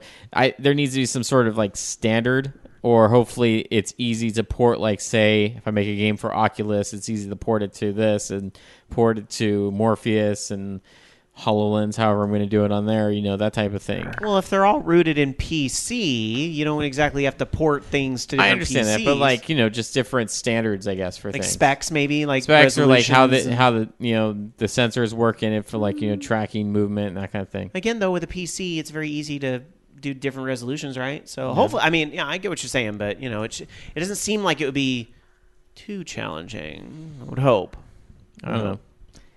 Be interesting to see. I think they're supposed to be showing this off at GDC this week. Well, if Bobby had done a show tonight, I'm sure he would have been talking about this, but he is in chat saying the Valve HMD will be a higher-end product that will cost a lot more, kind of like Alienware PCs. Tiger Claw asking, what's the refresh rate on this new headset? If it's two screens at 1080p, it has to be able to do 60 hertz on each eye, and Black Wolf saying it is 90. So there you go. That sounds pretty cool. I just, I hope it's not incredibly expensive. I think we're getting really, really close to those VR headsets showing up in people's homes pretty regularly. I think that's probably going to be a thing this holiday. You're going to start to see that. I don't know if necessarily the PlayStation 4's Morpheus will be this holiday, but if not this holiday, next for sure. We're going to really start to see this take off, I think, next year. So, I'm excited. See, this is different. This is kind of the whole, different way to experience things when the Wii first came out. This is the type of innovation. Sadly, Nintendo doesn't seem to have anything like this yet, and I'm worried that they're going to kind of miss the boat on it again. I'm okay with them doing their own path. Maybe they'll think of something else. I mean, you just said they did the Wii. they thought of that. So Yeah, but maybe that's they'll like think of something else. That's like years ago now. I mean, Okay, well, let's be innovative. I mean, they tried, but it's just not working. They're kind of trailing on what's being popular with things. I think they're like, oh, people like tablets. Let's make a tablet control. Oh, people are like really into 3D now. I think from a technical aspect, yeah, because they still very much want to profit on every console they sell, whereas other companies will take a loss, but they want to profit on every Wii U sold. So the tech specs aren't usually as impressive. But, they believed in the tablet thing. They just, I guess, hoped that third parties would be a little more excited about it than they really ended up being in practice. I think that's what kind of... everybody sounded really excited about it in the beginning, but then like everybody just ran away. Like when the system didn't do so well when it came out, everybody just ran away. And now it's been really up to Nintendo to support it. And, instead of maybe necessarily doing these vision games they wanted to make, they had to do the games that they know would sell, that they can do well, that would sell. Like a new Mario Kart probably came out a little faster than maybe otherwise would have, and so on and so on. So Bobby says Nintendo's failing all the way to the bank. The DS is still doing well for them. I am glad the DS is doing well, and I have high hopes for them with Zelda. I just hope it's enough. I mean, I don't know. They're doing okay right now, but there's only so long they can last on first-party titles. And, yeah, I understand that the first-party titles are good, and people do buy their systems for those titles, but how long is it going to be that people are going to just pay all this money just to buy first-party games for this one platform? I mean, I don't know. This is why I kind of am not buying a system yet, because what else am I going to really play in there except for a couple games? Well, here's a big part of Nintendo's future here as well, because these things won't stop selling. And this week, for a very brief period of time, Gold Mario Amiibo, they showed up. It was a Walmart exclusive thing, and they showed up for pre-order or whatever on Walmart's website, and they were gone in minutes. And what happened? Of course, they're all up on eBay. $65. Some are a little more modest, like $20 or $30. Some are going up to $100. One pre-order reportedly went for $1,500, although that could have been trolls that inflated that amount. Who knows? But the gold amiibos flying, and I have to admit, like I don't get it. I don't get it. I don't. But you guys all know how I feel about the amiibo in the first place. And then to take the Mario amiibo and basically spray paint it gold, I'm like, what's the big fucking deal? Why are people going so crazy? Does he appear gold in the game when you play it? I have no idea. Or if it's not, then there's really no reason. Even if he did, who cares? It's not like worth $60 from a scalper for that. Just think about it. Like, that's what I don't understand. Like, these amiibos are like, what, $13? Is that what they are? I mean, let's assuming that you buy it at retail. Okay, so $13. You're essentially buying a character. It's not even a character DLC. You're buying...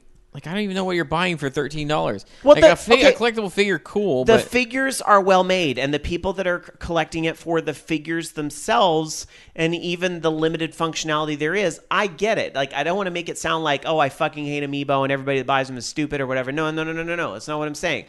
The thing I don't get is because it is so limited, whether that's Port Strike, Nintendo's artificial, whatever the case may be, because it's so limited, it's the hysteria behind it and the whole I have to have every single one mentality that I don't get. Don't buy the Port Strike bullshit for a minute, because they've done this shit ever since like the Wii came out. Like, oh, we just can't keep up with the demand. It's so much. Come on, they know how the fuck their products sell at this point. I don't believe for a second that that Port Strike. They even said it was light enough to where they could ship that shit air. So I'm sorry, I don't buy that for a second. It's fucking artificial shortages to drive the hysteria up so that it's... How many fucking articles... Seriously, and this is why I don't try to report on a lot of this stuff anyways, even though I guess we're talking about it now. But, well, it was a slower news week. I understand that. But, like, seriously, if you read the game box, how many fucking articles about Amiibos because people are still looking for them and, like, talking about pre-orders and what's out, where it's out at? Dude, who gives a shit? But okay, I'm going to tell you why. The reason why all those articles are going... because of all the hysteria behind it, it's clickbait. It is essentially clickbait because never do these websites, well, I shouldn't say never, but rarely do these websites say, go here to pre-order the Amiibo. The website instead says, come to our site to learn about where you can get the amiibo. You're going to have to click through to their site, and then it will show you what is open and taking the orders for amiibo. It's clickbait, and the reason why it's so popular is because money. Because of the fact that there are people that want to hunt this stuff out and will snatch them up when they first come out so they can resell them. It's that money factor, and these sites that are running the story about who has them in at this second and so forth want those hits from people Googling it and so forth. So stupid. Like, I'm just sick of hearing about these things. Yeah, I know. Because it's like there's no, honestly, aside from being able to kind of train them a little bit in Smash Bros., there's really no worthwhile uses for these characters right now. It's a promise that these will be used in the future for something really interesting. I remember the Kinect like that. Okay, SS200 Matt in our chat room over at live.vognetwork.com saying, so it's Mario in a blue and white dress. I mean white and gold. I mean blue and black. Shut up. Shut up. I had to make a reference at some point tonight. It was a good job. I'm high-fiving you, SS200 Matt. Okay. Bobby Blackwolf, Loki, calling you out a little bit here, and I have to get your thoughts on this. Saying, quote, Nintendo can't survive this way for long. Quote, Nintendo sucks because there's too much demand. I thought Nintendo was a failing company and nobody cared about what they were selling. Now we're talking about too many people wanting what Nintendo is selling. Make up your mind. No, my mind is made up. They're not selling a lot of them because they're creating artificial shortages. So, I mean, they could be selling a lot more if they wouldn't, do this bullshit, and you wouldn't have also that middle market, but it doesn't make for a good story if that stuff's readily available. Are you perhaps irritated because since you don't get Amiibo, and Amiibo is so popular right now because they're figures or this eBay hysteria or whatever, that the focus is not on games right now, the focus is on these figures? No, it's going to be a focus. I was trying to help you out. No. Here's what it is. Okay, and they're just going the same route as Activision is with Skylanders, and what it is it's extremely profitable for them to create these figures. It costs nothing to make that shit. It costs nothing, nowhere near $12, and they're making a huge profit from it. So of course they're going to want that, and they're going to want to put out as many of those as possible. That's why Skylanders, which is essentially a nothing, at one point it was just like a knockoff of the Spyro brand. Now it's spun off into its own thing. I mean, they're making tons of money off that because people are dumb and will buy every single Skylanders figure that comes out and all the variants and all the other shit. And they literally had, at one time, there was the Skylander that came with basically every single copy of that game. Whether you bought the starter pack or if you already owned it pack or whatever they call that. It was just a different color. But people bought it. It's literally just a different fucking color than the one you already have. And people bought it because I don't know why. And this is the same reason with these Amiibos. Like, it's a gold Mario. Who gives a shit? No one's going to be like, oh my God, you have a gold Mario. That's so exclusive to Walmart. I mean, no one gives a shit. It's just an Amiibo. It's just a little toy. And now they're going to have the card ones too. Whatever. You know what? I can't tell you how to spend your money. I just don't get it. Right.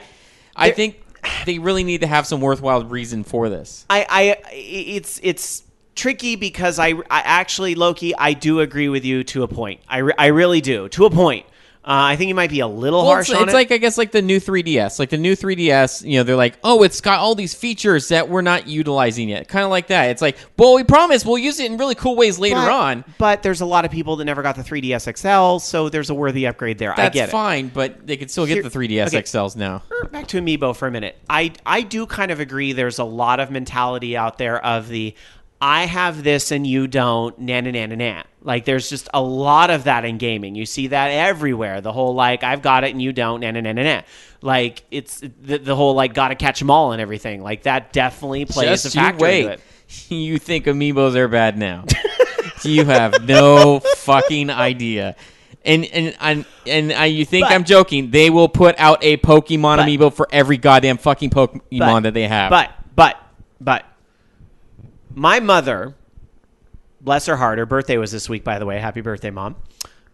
She collects dolls that she sees on QVC. She has a complete collection of Richard Simmons dolls. Oh my God. That sell. Yes, she has them in a glass case. Jamie's like, what? Well, you have to they're have in them a I glass knew case. I loved your mother You for a have reason. to have them in a has- glass case so they don't kill you in the middle of the night when they come alive. And she also collects the Marie Osmond dolls, which are like a very similar thing that she also has in her glass case and so forth. So a lot of you are probably sitting here and going, oh my God, what a Richard Simmons dolls, really? Your mom's a quack and so forth. But I'm just imagining these little porcelain dolls of Richard Simmons. you know what? Well, they're old people that look like Richard Simmons. That's the whole. It's fascinating. But anyway, I'm not going to get into that. My point is, why does she buy them? Because she wants to. She wants to have them. She wants that collection. She wants them all in the case. And you know what? I, for one, God, these are creepy. the woman. Did you Google it? Yes, I did. The woman has worked very hard in her life. She raised me, for God's sake. She can have whatever she wants in her glass case. So if collecting all these amiibo, if going to the store at 6 o'clock in the morning and camping out and getting that amiibo and being right there and if that's what you want, I am not one to question you on those choices and building up that collection. I'm just going to say respectfully, not for me. Thank you. I don't care that much. In that case, And I wish Nintendo would put the dolls on QVC because my mother never had to wait at 6 a.m. to get a fucking doll. She could just call QVC and they happily took her money. if that's the case, then you know what? I hope to God that like months from now, when they haven't still found a real reasonable use for those amiibos, aside from unlocking some shit in a game, I really hope that you don't have your buyer's remorse at that time and realize, oh, I spent like $400 on these stupid, figurines. I just hope that's the case because I don't know. I don't get it. And if they had a really good use to the, for them, if, aside from just training them for whatever, in Smash Brothers, then I could probably get on board with that. But it just doesn't seem like they're used for anything. Going to our chat room over at live.vognetwork.com. We have SHO and Hunter Matt, our local comedian, with another question saying, here's a question. What is harder to catch these days, amiibos or llamas? Again, with the meme jokes for the week. You know what's easier to catch than amiibos? Measles, because of anti-vaxxers. I'm like, can we get something worked in there? Okay, I don't know what this is that is not. There's another link that I had above that one. 'Cause it's actually that girl doll there. I found a picture of Richard Simmons like posing with her on the cover of like Doll Fancy or something. No, whatever. Okay, that second one is definitely not the doll. Again, Dark Soccer is posting links in our live chat room over at live.vognetwork.com. So I apologize. I know it's radio. Okay, this is it. This first one that you linked here. There's like a nun and like this guy dressed in a raincoat with pink wings or something was one of them. I'm like, okay, those are actually kind of cute. See the and sorry, I'm describing this best I can for people listening on the podcast. There's like an old man here, and he has a little tag, and it said Nana's family in the Mama's family font, by the way, and it says Richard Simmons. That's how you know it's one of the dolls, because it has a little tag on it, a little blue tag that says that. Okay. I don't get it though. It doesn't look like Richard Simmons. But it's not just inspired by him; it's inspired by people in his family. So they trust me, they look a little bit like him. They do. That's just a little weird. like if you were a wrinkly old man and hadn't had I don't millions of dollars of Sadly, Richard Simmons plastic hasn't been surgery. seen in a year. He probably is starting to get that way. Well, although I that's hate what to think surgery's of it. for. Yeah. Well, now all you need to do is stick one of those, those readers on the bottom of that, and there you go. There's your amiibo. It's a Richard Simmons old man amiibo. By the way, my mother loves Richard Simmons with all her heart, and therefore so do I. So I'm just going to say, don't you fucking come for Richard Simmons. Hey. I will wreck you. I'm just going to say that loud and clear. The man is a saint. Rob, End of story. I was actually going to ask you if you wanted me to put together a RuPaul for you. A what? I was going to make you your favorite drag queen. If you sent me pictures, I could totally make you a ball jointed doll that looks like your favorite drag queen. My favorite drag queen. I probably amongst all the seasons, one of my very favorites ever was probably, probably right now, actually at the moment, Alaska. Alaska's probably my favorite. There was one that I was... After all, my Final Fantasy character is Lil Poundcake, so... There was one though that I was looking at though, who is up for like some like board member status for one of the GLBTQA something deal, who is a drag queen that goes by I can't think of the name now, but using his Native American roots for his drag persona. and I can't remember, but the gorgeous. And that's Dan. And your phone just made a level up noise as you were talking about Drag When Queen. Dan texts me, it makes level up noise. Yes, SSJ reminded me in chat, SJ100 Matt said, Richard Simmons retweeted and favorited one of Rob's tweets. He died that day. He actually didn't retweet it, but he did respond to it, and yes, that did make my day. Have you seen that I've been... You know who I called first thing? My Your mother. mom. You know, actually, though, have you seen who I've been in a really random... Tagging really randomly in a Twitter conversation? Is Moon Unit Zappa. Me and this other guy were like, I retweeted something that she said about having like a social media thing that was all pictures of your pets. And then we started talking about making one that was all reaction GIFs, and you got in on it too. And you tagged her for this. So I'm sure that that Miss Zappa is sitting here going, the fuck are these people? All right, look.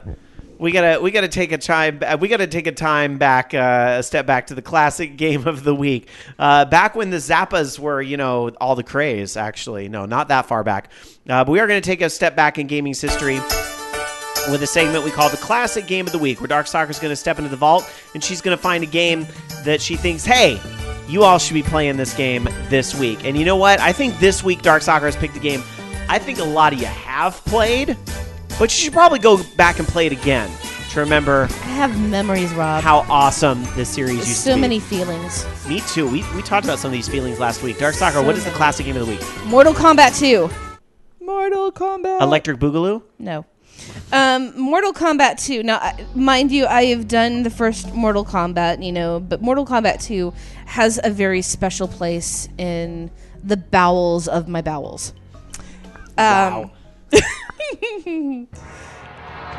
The cockles of the heart, maybe the liver, maybe even the colon. Sorry, I'm just getting some of that tense battle music in here. Yeah. Well, Mortal Kombat 2, when it came out, it was a thing. Like, thing capitalized in bold text with that weird MS Word 3D effect and exclamation points. It was a thing. And which is probably topical for the day anyway. So it came out in 1993. This was actually my senior year of high school, and it was just a big thing. Basically, and it came out on damn near everything too that was available at the time. But it was the second game in the Mortal Kombat series. It really added a lot more to the mythology of the game. It gave us more fatalities. New characters, which actually had, I was completely addicted to playing as Kitana. We got Kung Lao Melina, who is actually coming up with a very big role in the current Mortal Kombat game. And then it had Shao Kahn in there, who I don't believe was playable to begin with, but now he's like the big bad, and you get to play as the previous boss. It's set in Outworld, so it has a lot more going on in it, a lot more crazy mysticism, weird backgrounds, and what was that? Microphone destruction. This is probably, to me, the best of the entire series. Just saying. It also had a spin-off game that came out called Mortal Kombat Shaolin Monks, and it was the biggest influence on the 2011 reboot of Mortal Kombat. It was, all the characters were digitized. They stopped this, I believe, after Mortal Kombat 3, so Mortal Kombat 3 was the last one with the digitized characters. It had, really in-depth, high punch, low punch, high kick, low kick. All kinds of different neat Easter eggs. You had crouching punch, turnaround kicks, all kinds of more stuff that was just thrown in it. The whole uppercut, including the toasty that you could get. And basically, the big thing that was taken out of it, which I thought didn't hurt the game at all, was the test your might thing and the point system from the first game. I was glad to see gone. Of course, we had the fatalities. Every character, I believe, had at least 2. You also had the babalities, where they turn the opponent into the crying baby. Friendships, which were absolutely freaking hilarious. I loved... Friendships were rad. Oh, yeah. Like, just a little voice. Friendship.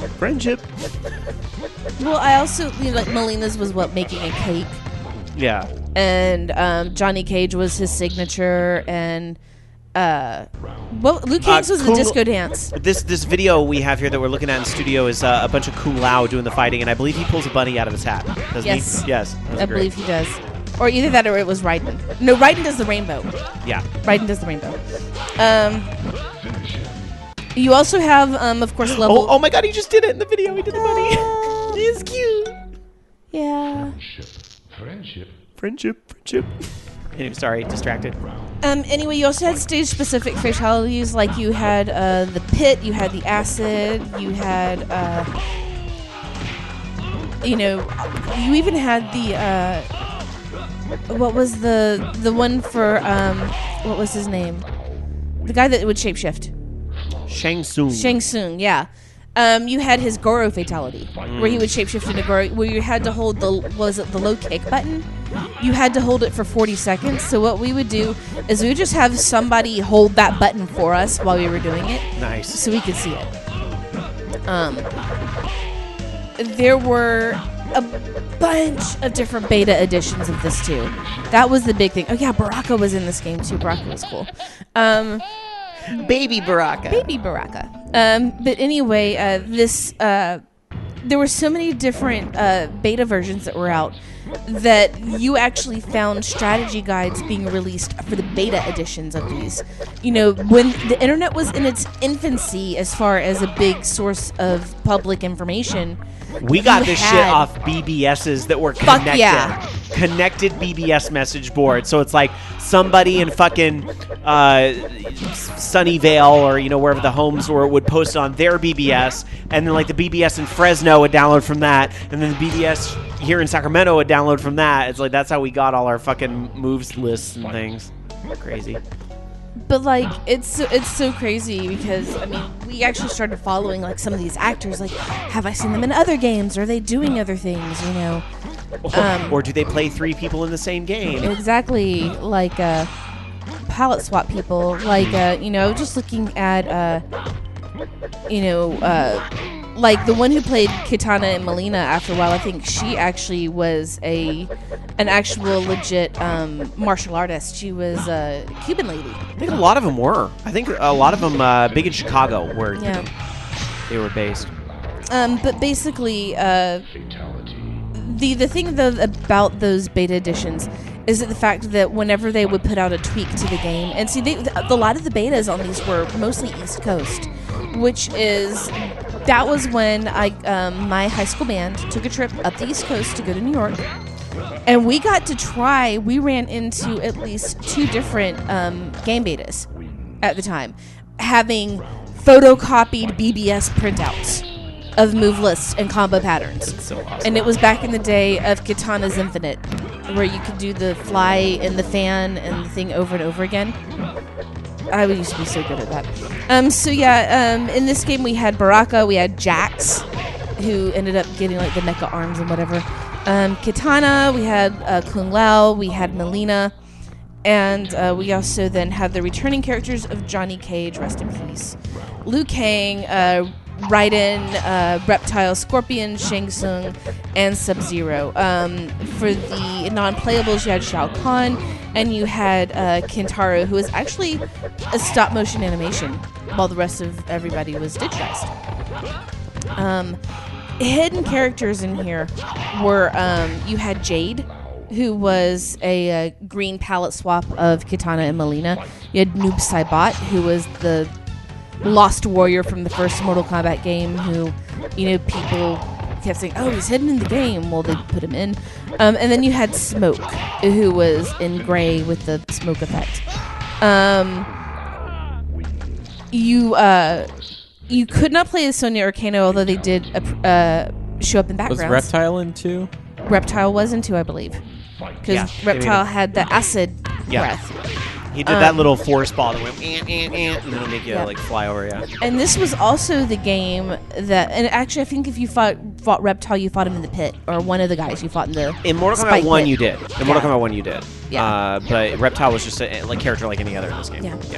The other thing too is this is the game that gave us Ermac.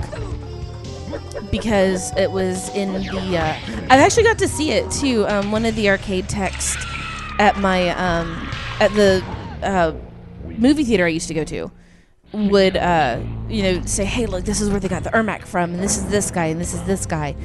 And he's like, I wonder what this is going to be. I've tried to fiddle around with this, and I haven't found anything in the code, and blah, blah, blah, blah, blah. And it was just really crazy. The whole point, though, is that Ed Boon, who was the lead programmer, said that the big thing was that they wanted to make it look different than the original Mortal Kombat. And it has everything in the game that they didn't have time for in the first one. They said they got new equipment, and just everything. They had actually started working on it while they were still in the middle of the whole mania that was surrounding the first Mortal Kombat. The actors were actually filmed in on a gray screen, recorded on a high 8 camera, and then which then they ended up upgrading the camera that they were using. The video capture was computer processed and rendered, so it was a lot of different stuff like this. They were even said that they were spray painted with water to make them look sweaty, and then they actually went and re-edited the sprites that they made from those captures to add shine and add more depth to muscle and everything. I always thought, especially because we're looking at the video again where he's fighting Liu Kang, and Liu Kang looks especially shiny. Yeah. Goro and Kintaro were clay sculptures that were made by a friend of John Tobias. And these were turned into 12-inch latex miniatures for stop-motion filming. And they had to keep all of the costumes simple because of things like what they had to be able to animate. So they would actually have them pose in like a curled up position, so that if they had to do things like a backflip or something, it was just a stationary pose. It wasn't like a full animation. And then the memory limitation of the game was why they couldn't include more of the characters from the previous game. They had to have more palette swap characters, and just had the move lists, set for each character. The other thing too is that they actually worked on gravity effects for the game. Redid a lot of the music. Basically, they just went all out into this. And there was even a comic book that came out when the arcade version came out. It was actually written and drawn by Tobias. I've had a copy of this at one time. So as far as home versions, there's a fucking buttload of them. There's actually a whole wiki page dedicated to the various versions. So there was a Sega Genesis, Super Nintendo, Game Boy, Game Gear, Master System, 32X PlayStation, Sega Saturn, Amiga, DOS, later releases under the Midway Arcade Treasures, and then PSN, Xbox Live Arcade, and Windows editions. So trust me, it's not hard to find this. What I want to find is good emulators of the what's the version of the beta versions, because the betas I think were a little bit more fun to play. I think I have some of those on the cabinet. Mm-hmm. Now the game though was opened up to a ton of controversy, even more than the first one did. So many people were like, "Oh, violence and blood and blah, blah, blah, blah, blah." And it was banned in Germany. It was considered harmful to young persons. All versions except the Game Boy edition were confiscated for violating German penal code. The game also came out with green-colored blood and black and white fatality sequences in Japan, which was kind of the opposite of what we would have with games that came out over here. Yeah, isn't that the opposite of what happened with Kill Bill? Yeah. Oh, well, so Kill weird. Bill was still much later, but yeah, I know, but still, it's just interesting. And this is something actually that Boone came out saying that they were glad, that a rating system is actually a good idea, and they were happy that it existed for the time that Mortal Kombat 2 came out. It was an M-rated game, so people wouldn't have an issue with it. They knew what they were going into. Which is funny because nowadays, if it's an M-rated game, they don't know what they're getting into for the most part. And then Guy Aoki, who is the president of Media Action Network for Asian Americans, said that it was perpetuating existing stereotypes of Asian martial artists, even though, and I will point this out, most of the cast was Hispanic. It's just a whole bunch of crap came out, and then there were, it was just so much that went out, and now we sort of look at it and go, laugh about it. But we still see this happen today. I think many folks our age certainly remember it was like the first Super Nintendo game where Nintendo finally said, all right, you can put blood in the game. And that's probably thanks to the fact that the ESRB was there now. Oh my god, this game was great on Super Nintendo was a great translation. It really was. But I remember sitting up with my little brothers because in the arcade, this actually had things hidden in it. I was going to say, you've been talking about this game for almost 15 minutes now, which is fine. It's a game that needs it. But you cannot end this without talking about the hidden game in the game. You cannot. After playing 250 consecutive games, I believe it would be 250 consecutive victories of this game, you could unlock Pong. Yes, you can play Pong hidden in this game. I mean, I'm sorry, it's Midway. Fuck. So, it was just... my brothers and I sat and tried so hard to see if it was there in the Super Nintendo version, only to find out that it only let us play 200 matches before it reset the number. So sad. So sad. There were, of course, other rumors of unlockable content, like the nudality, which, of course, wasn't going to happen, because people can't seem to separate, their libido from a fucking video game. There was also... a few different torch. There was the torch thing that was basically a named Liu Kang that was like back in the background of one of the pits. And then they actually brought that out in Mortal Kombat Deadly Alliance as a character named Blaze, who actually became the final boss of Mortal Kombat Armageddon. The animalities that they, had rumored in this one, they came out in Mortal Kombat 3. So, there was even there was the Mortal Kombat movie, which was good.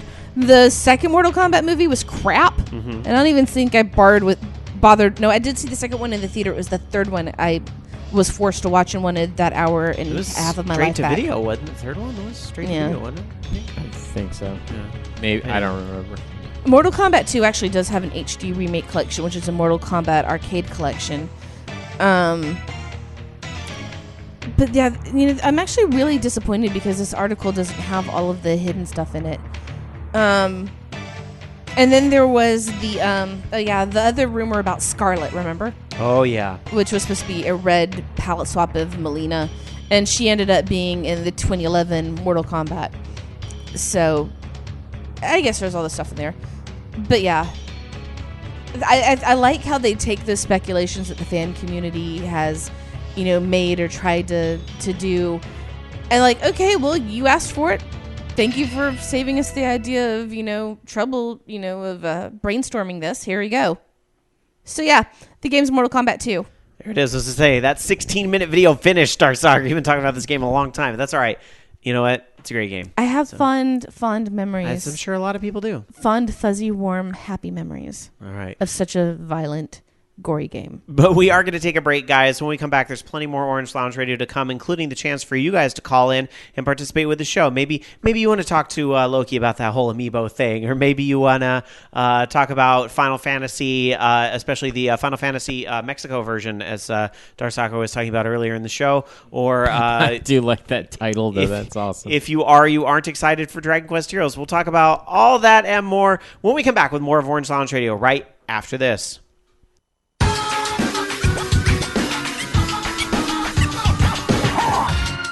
Welcome back, everybody, to Orange Lounge Radio, live on this March 1st, 2015. Can you believe it's March already?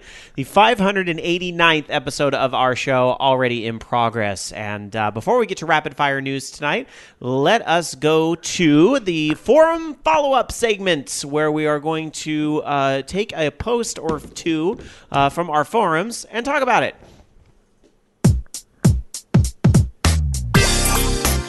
Actually, there wasn't a lot of activity on the forums this week, and part of that was my bad. I didn't really get around to making any topics to follow up last week's show, so I was doing some other stuff. But, thankfully, some of y'all remembered that you can make topics, and we'll still talk about them on the show if you want to do some extended discussion. And Flacco Jones made a topic on the forum this week that he calls the Metacritic Danger Zone. And that was inspired by something we were talking about on last week's show with The Order and the poor Metacritic score that The Order was receiving. And so Flacco Jones was wondering on the forums, what is your favorite game that scored a 74 or lower? That would be yellow or red, despite the fact that you think it's plenty awesome anyway. I'm going to be greedy and pick 2. And Flacco Jones picked Beyond Two Souls, which had got a 70 on Metacritic, saying, I know it's pretty close to the border, but since it qualifies, I have to say that I thought the game was amazing and was, in fact, in my top 5 games played for the year it came out. I think it shares a lot of the same criticisms of The Order, in that it doesn't have massive replay value and isn't terribly long. Still, I loved my experience, especially the great acting and story, and I'm sad that its failure means it probably won't get the rumored PS4 port that would give me an excuse to play it again. And then Flacco Jones mentions Game & Wario for Wii U, which got a 61. I love it. I think it should be at least a 75 for the multiplayer games alone, especially Sketch, which is basically Wii U Pictionary and worth the price by itself. The main game is fun, too, with everything I expect from a WarioWare game. Not a lot of responses in our forums. Maybe you guys want to chime in on our chat room right now over at live.vognetwork.com. Since I didn't get the comment on that, I would say probably any of the Earth Defense Force games, because those are all nice in the middle there. Yeah. I had picked a few as well. I picked White Knight Chronicles, which I think got a 64 on Metacritic, but it's a level 5 game, which, Fantasy Life, Ni no Kuni. I liked it more than most people did. I didn't think it was like a plus game, but it was. I think it was better than a lot of people said it was, especially when you consider the sequel was both games, which was a really good value. And I also picked Every Extend Extra, which was a 74. So it was like right on the border. But I think Every Extend Extra should have been a game that was in the 90s. It was one of the PSP highlights for me. And I loved the version they had on Xbox 360 as well, Every Extend Extra Extreme. So anyway, thank you, Flacco, for that topic this week. And if you want to participate with some follow-up topics from this week's show, forums.vognetwork.com. Dark Sakura, any before I have you do your rapid fire news stories, any games you can think of that you loved that critics did not love? I can think of a lot of movies I love that critics hate. I like Xanadu. Yeah, you should. That's true. I can think of a lot of those pretty easy too. It's a little harder with games. I've liked a few RPGs that got kind of poo-pooed as being too simplistic or too short, like Final Fantasy Mystic Quest. I'm just kidding. Do Prism, or what do we get it over here? Threads of Fate. I liked that game. There's been greatly lauded games that I didn't like. So it's a matter of taste, and no critic can tell you what to like. Don't judge me. I love what I love. That's right. They can bite my butt. All right. Speaking, Dark Sakura, of you and what's going on, you actually are going to be departing the show a little early tonight because you have some IRL things going on. Yeah. So we're going to let you go ahead and do your rapid fire news here, and then we'll be saying bye to you for the night. Yeah, too bad. But there are burritos in my future, maybe. Wait, are you saying burritos are more important than this show? No, I'm just saying burritos are at least as important as the show. So basically, there is some news about Street Fighter V. That's going to be a PS4 console exclusive, but also have a PC release. And it's going to be have a cross-platform play. But there is a character hinted at that's going to be in here is Nash from Street Fighter Alpha. So that's happy. Well, they showed off Charlie this week, wasn't it? Well, same Charlie Nash. Nash, Charlie. Oh, yeah. Same character. I don't think it's a rumor anymore. They had gameplay of him. Yeah, there. it's up there. The pictures are out. Yep. Now it was in Mexico, and they're teasing his. No, I can't. I'm drawing a Rolento? blank again. No, not Rolento. I want Rolento in the game. God, the master of was. Bison. Bison, thank you. I was like, duh, I can see the face. I can't think of his name. The human chin. The guy, the cape, Superman. No. Or as if I do recall correctly, he was in Japan. He was Vega. So, Next in news, we have a Blaze Blue game, but it's a rhythm game, and you can get it now. It actually is a mobile game called Eat Beat Dead Spikes on. So I might have to get that just because the name is absolutely hilarious. And then last but not least, there is a game jam going on, a month-long game jam called Jam for Leela that is dealing with trans issues. So I'm really, really looking forward to what's going to be coming out of this. There's a visual novel done by Laura Kate Dale from Destructoid. Lots of other neat stuff to be seen from that one, so I'm really looking forward to it. It should be almost done. There are 22 participating games that are available now. So that's it. Leela, if I'm not mistaken, was the teen that took her own life and made the big that her parents were being shits over. Yeah, she made the big Tumblr post about it, and the parents really, really needed education. To put it lightly. I'm just going to say plainly, her parents had access to the education. Her parents were shits. Yeah. Very deep fundamentalists. Mm-hmm. They are. I don't have a problem with a person being a fundamentalist, but the moment they were like the mom and Carrie. Yeah. Unfortunately, the moment that your fundamentalism impacts the life of another person so dramatically that it drives them to want to die, maybe you should stop and evaluate your beliefs. Just saying. Sorry, I didn't mean to take it to a rough place, but I think that shocking news really rallied people to want to, in case people might be wondering, like, why is this important? Why are we reporting on it? Because we as a society have a long way to go with trans issues still. Long way to go. Like, we're making a lot of progress with gay and lesbian. We're making progress. We're not there yet, but we're making a lot of progress. 34 states. When I've lost count of how many states, that's even though my home state. Even though I would like freaking Alabama. Even though I would like to say 50 states. But what happened with Leela regretfully shows we have a long way to go with our trans brothers and sisters. So that's why this is important, in case you were wondering. There actually is a really good Tumblr out there, by the way, for people who are transitioning or even non-gender associated, called non-binary support. Mm-hmm. I follow them. They actually have really good information out because I've tried to offer up support for people on that forum when I can. When it's one thing when you were sitting there with a friend of yours who is practically in tears because she could have been that person. Right. It really hits home. So, right. Yeah. Anyway, to change the topic and move along here, Dark Sakura, you are going to be on your way out, but as we always ask at the end of the show, but I'll ask you now, do you have any final thoughts for our listeners tonight? I'm hungry, and I really want to play Twinbee. Ikuma and I have been chatting about Twinbee. Well, then you need to get a burrito, and you need to play some Twinbee, but not then tonight. I have to go to bed. You got to go to bed. Put that on your to-do list for tomorrow. Tomorrow, work Twinbee. I've got to work. Basically, my normal shift is like 11:30 to 8:30. Uh-huh. And my shift this week is 7 to 4. Fun. So guess whose sleep cycle is going to be completely uprooted and turned on its end? Well, I'm going to the East Coast, so the same thing will happen to me for what it's worth. Yeah, but you're not going to be at work. I'm also 7 to 4. Woo! That's this week, too.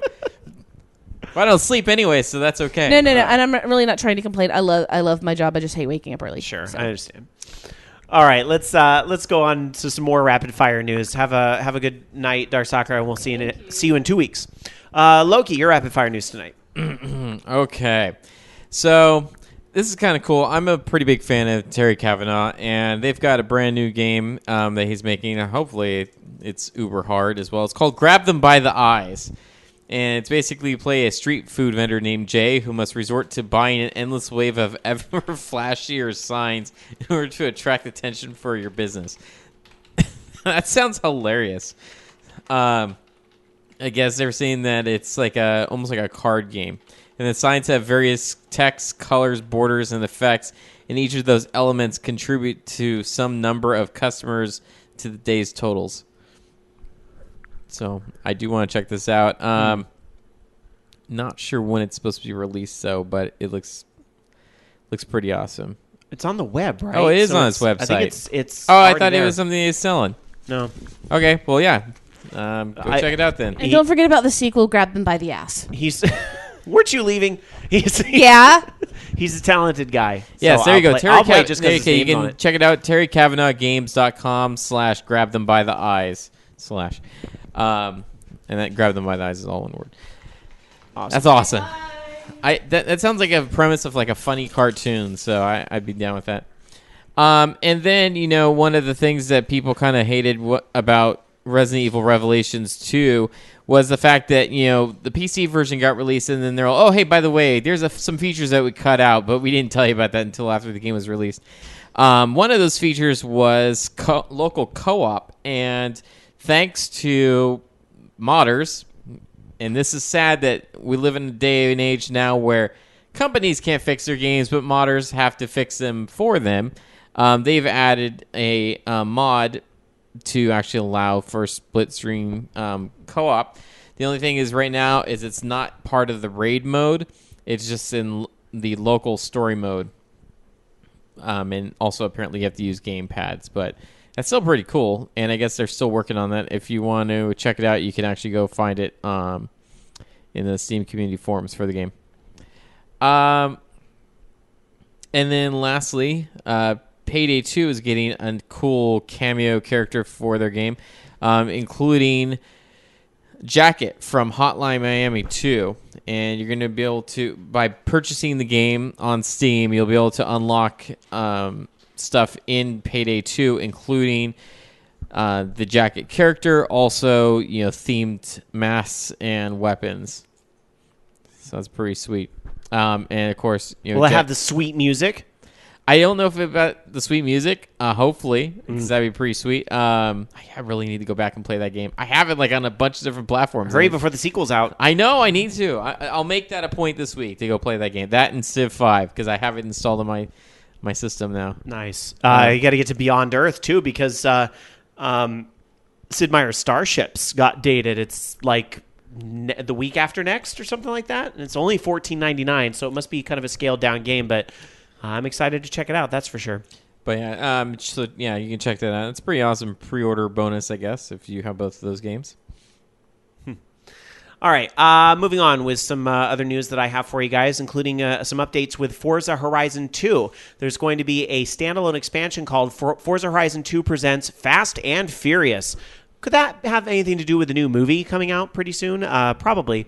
But the expansion will be free from March 27th through April 10th. So I like free. Yeah, well, motivation to be an Xbox owner now, too. And it's standalone. Yes, it is. It will cost $10 after that, just so you know.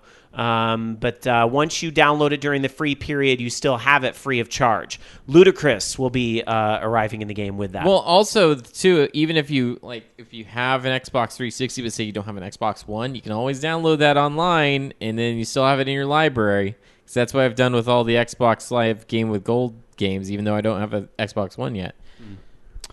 Also, Shovel Knight will be coming out on PlayStation 4, Vita, and PlayStation 3. We knew that this was coming from, I think, the PlayStation Experience is when they announced that Shovel Knight would make its way over there. But now we have a date. April 21st is the date. PlayStation Plus members will be able to pick this game up for $13.49, a little discount there, $15 after that. There will be a boss battle with Kratos in the game, so a lot of people will be checking it out for that fact alone, and to be able to play with that pretty awesome PlayStation 4 Another controller. game I have owned, but I haven't played yet. Shame. Damn it! All right. I was almost going to buy more games this week too, for no apparent reason.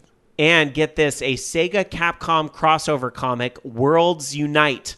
That's right, Archie Comics creating Worlds Unite, and it's a crossover between Sega and Capcom, and lots of characters, including some we haven't seen in a very long time. And Mega Man, which... Yeah, Mega Man, for ironically, one. Get this, though, from Sega, Billy Hatcher, Alex Kidd, it's pretty rad, Knights. From Capcom, Nina from Breath of Fire, Beautiful Joe, we miss him. That's what I'm saying, you get a fighting game that has these characters all together, you release it on consoles, people buy the shit out of it. Sadly, awesome. it is a comic, not a game. I understand that. I know, I'm just saying, it should be a game, right? Why not? Why not? It's way more interesting than any of the Sonic games that they've put out recently.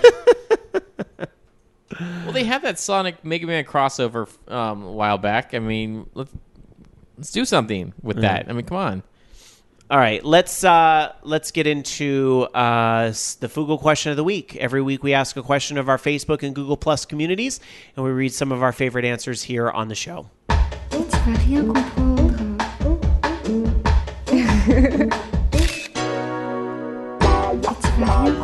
All right, for tonight's Fugle question of the week, we asked you guys about this whole Guitar Hero Rock Band situation. What do you think of the news that Guitar Hero may be on its way back from a long sleep this year? Do you think the revival of these plastic instrument franchises is a good thing, or are they better left in our memory?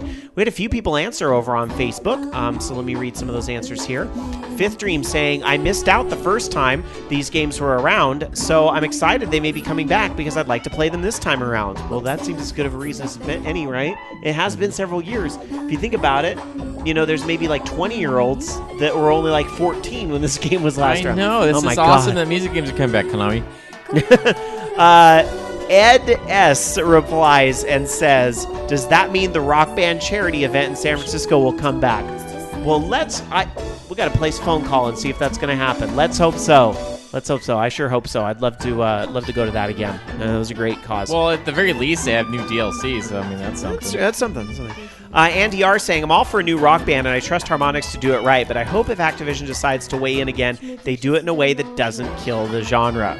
DJ Rama S. says, with the surge of rhythm games on mobile devices, I see a revival of music games on next-gen platforms is quite exciting. I call bass. Ooh. I have a really... remind me to tell you my crazy tinfoil hat thought after. Okay. All right. Usurping Slurpee said, but DJ Rama just totally made a spark go off in my head. Usurping Slurpee replied and said, I never play any Guitar Hero games and I don't intend to. They don't look appealing to me, but if developers want to make them and consumers want to purchase them, then that's a good thing. Variety in games benefits the entire industry. There should be something for everyone. Well, that's a really good way of looking at it. That's a great way to say, I'm not a fan, but for those that are, have at it. Bryce H. says, I think it's great they're coming back. I can't tell you how many times I heard a new song on the radio and thought to myself, man, this would be fun to play on Guitar Hero or a Rock Band. So I'm super excited about this news. Rage Nader says, I've always thought the Guitar Hero, mainly 3 and World Tour, were decent enough, but I've always preferred Rock Band 1 and 2. Either way, I'd like to see them come back, especially Rock Band. I just hope that now I'm a PC gamer, there'll be a PC version. Renee A. replied and said, I think this could be a good thing, but I'm hoping there'll be more variety in the songs available from a variety of genres. And SHO and Hunter Matt on Facebook says, well, I'm extremely stoked about playing music games on new hardware. Part of me is a little apprehensive about it as well. I'm worried that enough time has passed in people's minds and that there will be enough innovation in both series to make it worth it for people. We're going to go over to Google Plus as well and check out the answers over there, although I think we just had a couple of answers because it's not quite as trafficked on Google Plus, regretfully for Google. And Act Def saying on Google, as long as they don't oversaturate the market like they did last gen, I don't mind. Of course, I'm probably going to give my support to Harmonix rather than Activision on this one. And lastly, Redtertainment says the reason the plastic music genre collapsed wasn't because of an oversaturation of games. It was because of an oversaturation of expensive, incompatible plastic instruments. If they can do something to address that, I'd love to see these games make a comeback. All right, I mentioned tinfoil hat. You ready? Mm-hmm. So there was a word in Rama's post, something that also has changed in the past 6 years or so since the last time we saw these games. That's not just social. Mobile. Now, thinking about the Jackbox games and even like SingStar, what do they allow you to do? Use your mobile phone as the controller. They don't sell SingStar microphones anymore. Well, they might, but SingStar has an app on the iPhone that you use. That kind of works just for, like a microphone and stuff. I'm not sure if that would be... I mean, that'd be cool for the microphone But wasn't there singing in Rock Band? There was. Wasn't part of the problem about all the harmony and everything? It was like, God, I don't have enough microphones. Imagine if now your cellular phone can be a microphone. And it'll be like, bang, one plastic instrument solved right there. So you don't have to buy an instrument. If all you want to do is sing, you can just buy the base game and use your mobile phone. Assuming, of course, that you have a mobile phone. But it's safe to say that enough people do that they could probably get away with that. Just throwing it out there. And then I don't know what kind of instrument you could have on mobile. Maybe a... Well, I'm not even worried about that so much because they've got... I don't know, like a freaking mambo. It won't work very well, as far as like instruments on mobile. It really won't. So, I mean... I don't know. Any instruments on mobile aside from singing, or we're getting into Wii Music territory there, and it's not where you want to go with that. Oh God, I wonder. I gotta ask if Bobby's still listening. Bobby, how would you feel if the entire drum kit was available on an iPad, where you could just play with your fingers, pat pat pat pat pat pat pat? Would that be something you'd be excited about? And I asked this to all the drummers out there. Would you be excited about that, or would that make you kind of twitch? Like, no, please don't. Because that's the only other thing I can see on mobile. At the very least, pat, pat, pat, drumming. he's sitting pretty nice because he has a MIDI set, and so all he has to do is just wait for them to put on an updated MIDI control for that. But whereas I have console exclusive peripherals, that's not so good. There it is. All right. Some folks in chat wanting Accordion Hero, Weird Al Accordion Hero. I would love for Rage a Ears' Weird pamphlet. Al exclusive version. Like give Weird Al the Beatles treatment. Bobby Blackwolf in chat says no. I can just imagine that little JPEG with Grumpy Cat. No. But then again, Re-Rave was kind of fun. So trying to see the silver lining in my crazy tinfoil hat thought there. All right. There you go. There's the Fugle question of the week. Let's get back into some more news. Loki. That kind of reminded me, is anyone still giving a shit about Fantasia? Yeah, I think it came out and people that played it like it enough. But that's it. It came out, and that's the last I remember of it. Well, that's what usually happens with video games. Is there Loki. any DLC for it? I mean, are they supporting it? It's like kind of, I don't know. It kind of just dropped off the face I think of the earth. I remember stories about DLC. I think there has been DLC for that game. It's just probably, with the Xbox having distanced itself from Kinect, and the Kinect being very important to the experience of Fantasia, I think, unfortunately, and we all knew this was going to happen, it kind of muted Fantasia's arrival a little bit. That doesn't make the game any worse. True. So, and Bobby Blackwolf saying, I enjoyed Fantasia, and they released DLC songs and DLC remixes. So they did extend that a little bit. All right. There you go. Anyways, games with gold. So for March, they got actually a pretty decent lineup. If you have an Xbox One, your game of the month is going to be Rayman Legends, which is pretty sweet, and iDarb if you haven't picked that up already, so please do. Also, up until the 15th for Xbox 360, you'll be able to download Tomb Raider. And then starting on March 16th, BioShock Infinite. So I'd say overall, that's a pretty solid month.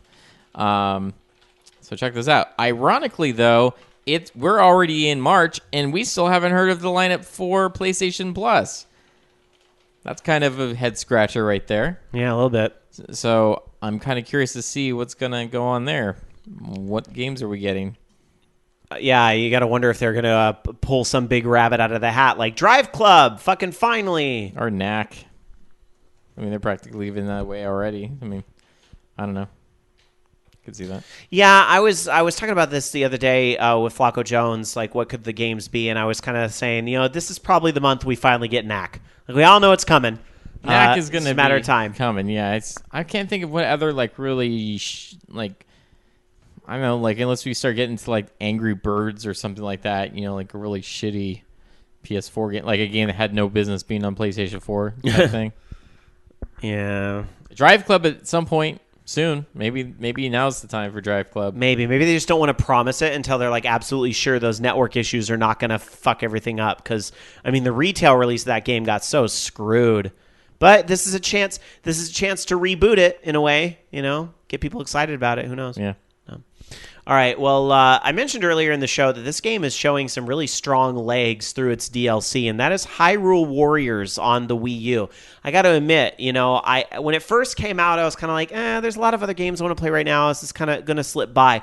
But the more and more stuff that keeps happening to this game and the way they've really given this game legs, because I sort of thought Nintendo would kind of just let it go, but they really haven't. They've been supporting it. And here we go again. Ganon got his own separate mode coming into the game. It's releasing March 12th in North America, and it's part of the season pass for the game, or you can get it by itself for $3. It's part of the Boss Pack DLC. But this is what's also awesome about it, is that apparently in this pack, a giant chicken. That's right. It's Pojo all the over Quoko, again. You can actually play in that game. There's a boss rush mode. So if you want to do that, you can do that. And then a free game update coming as well that will address load times, raise the level cap to 255, and have the apothecary carry mixtures that cause the weak point gauge to deplete more quickly, increase attacks against giant bosses, and absorb magic from bosses. I gotta say, that game is really turning out to be a lot better than I thought it was going to be. I mean, I thought it was going to be okay, but it's actually, they're supporting it quite well. Now Bobby's jumping in here with a jab at you, Loki. What? I thought Nintendo didn't understand modern gaming and were dying and can't be sustained. Yeah, but this is Koei that's developing this game, not Nintendo. So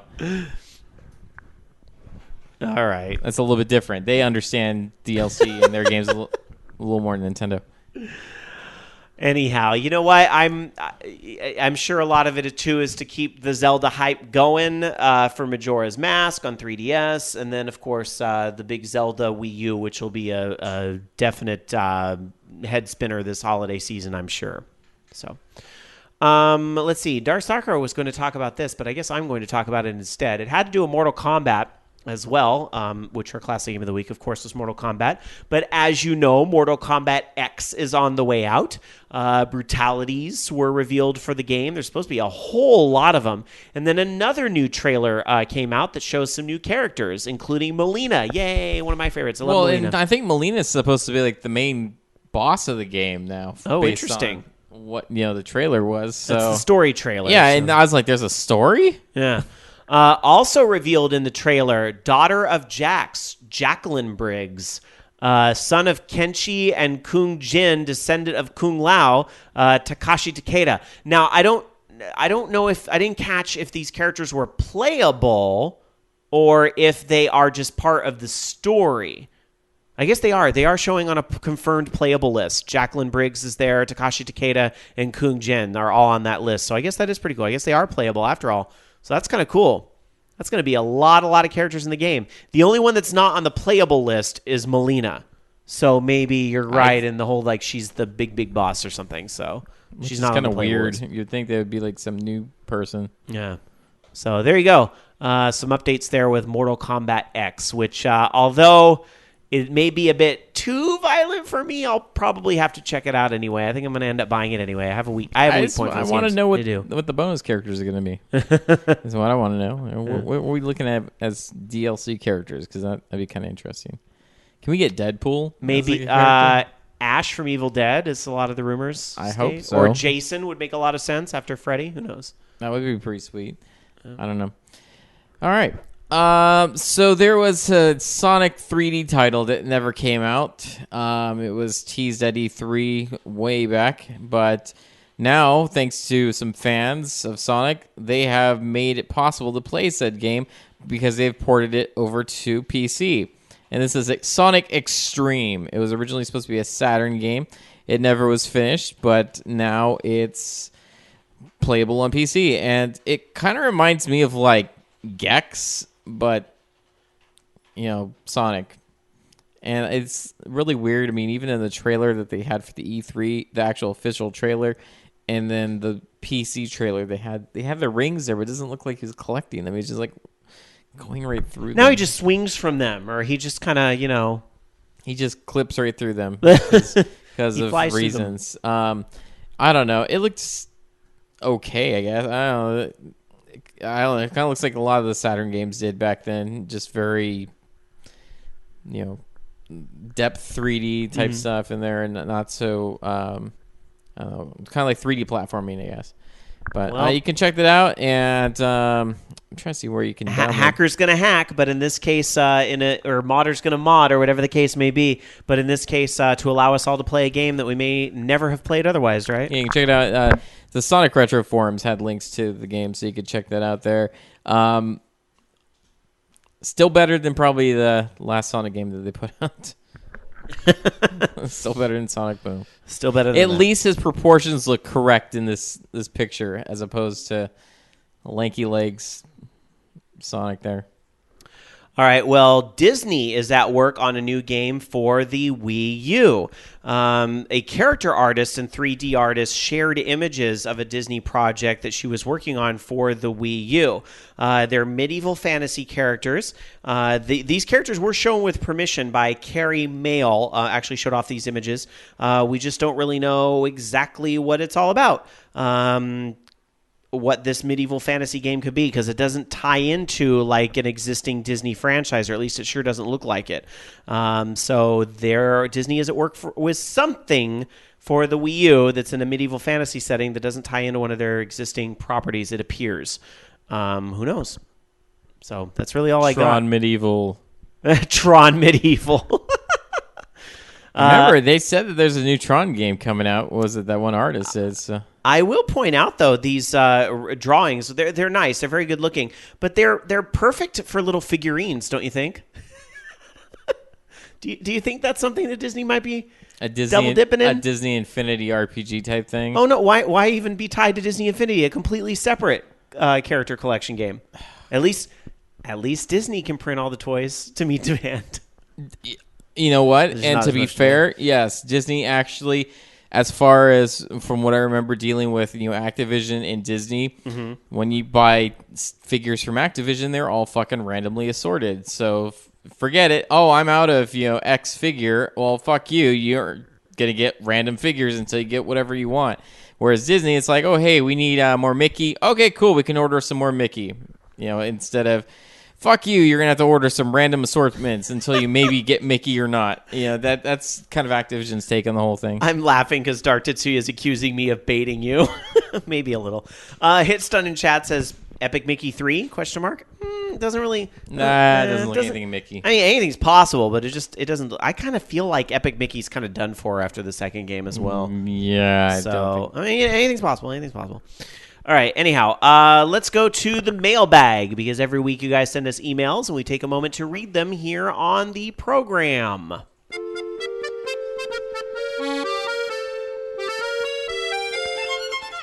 Participate at orangeloungeradio.com is the place to send those emails, and we will read our favorites here on the air. We have 2 emails to read tonight. Obviously, with Dark Sakura not here, somebody's got to fill in, so I volunteer as tribute.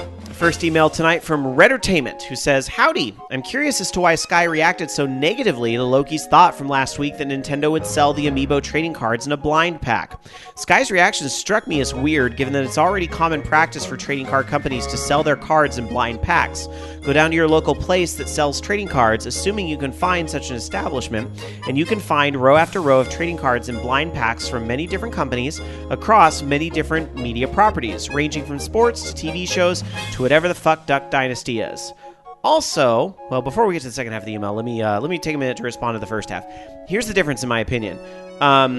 With the trading card packs and those types of games you're talking about, that's all of it. That's the whole niche behind it. Like a game like Magic the Gathering, that some cards are going to be rarer than others, and that maintains the balance of the game, right?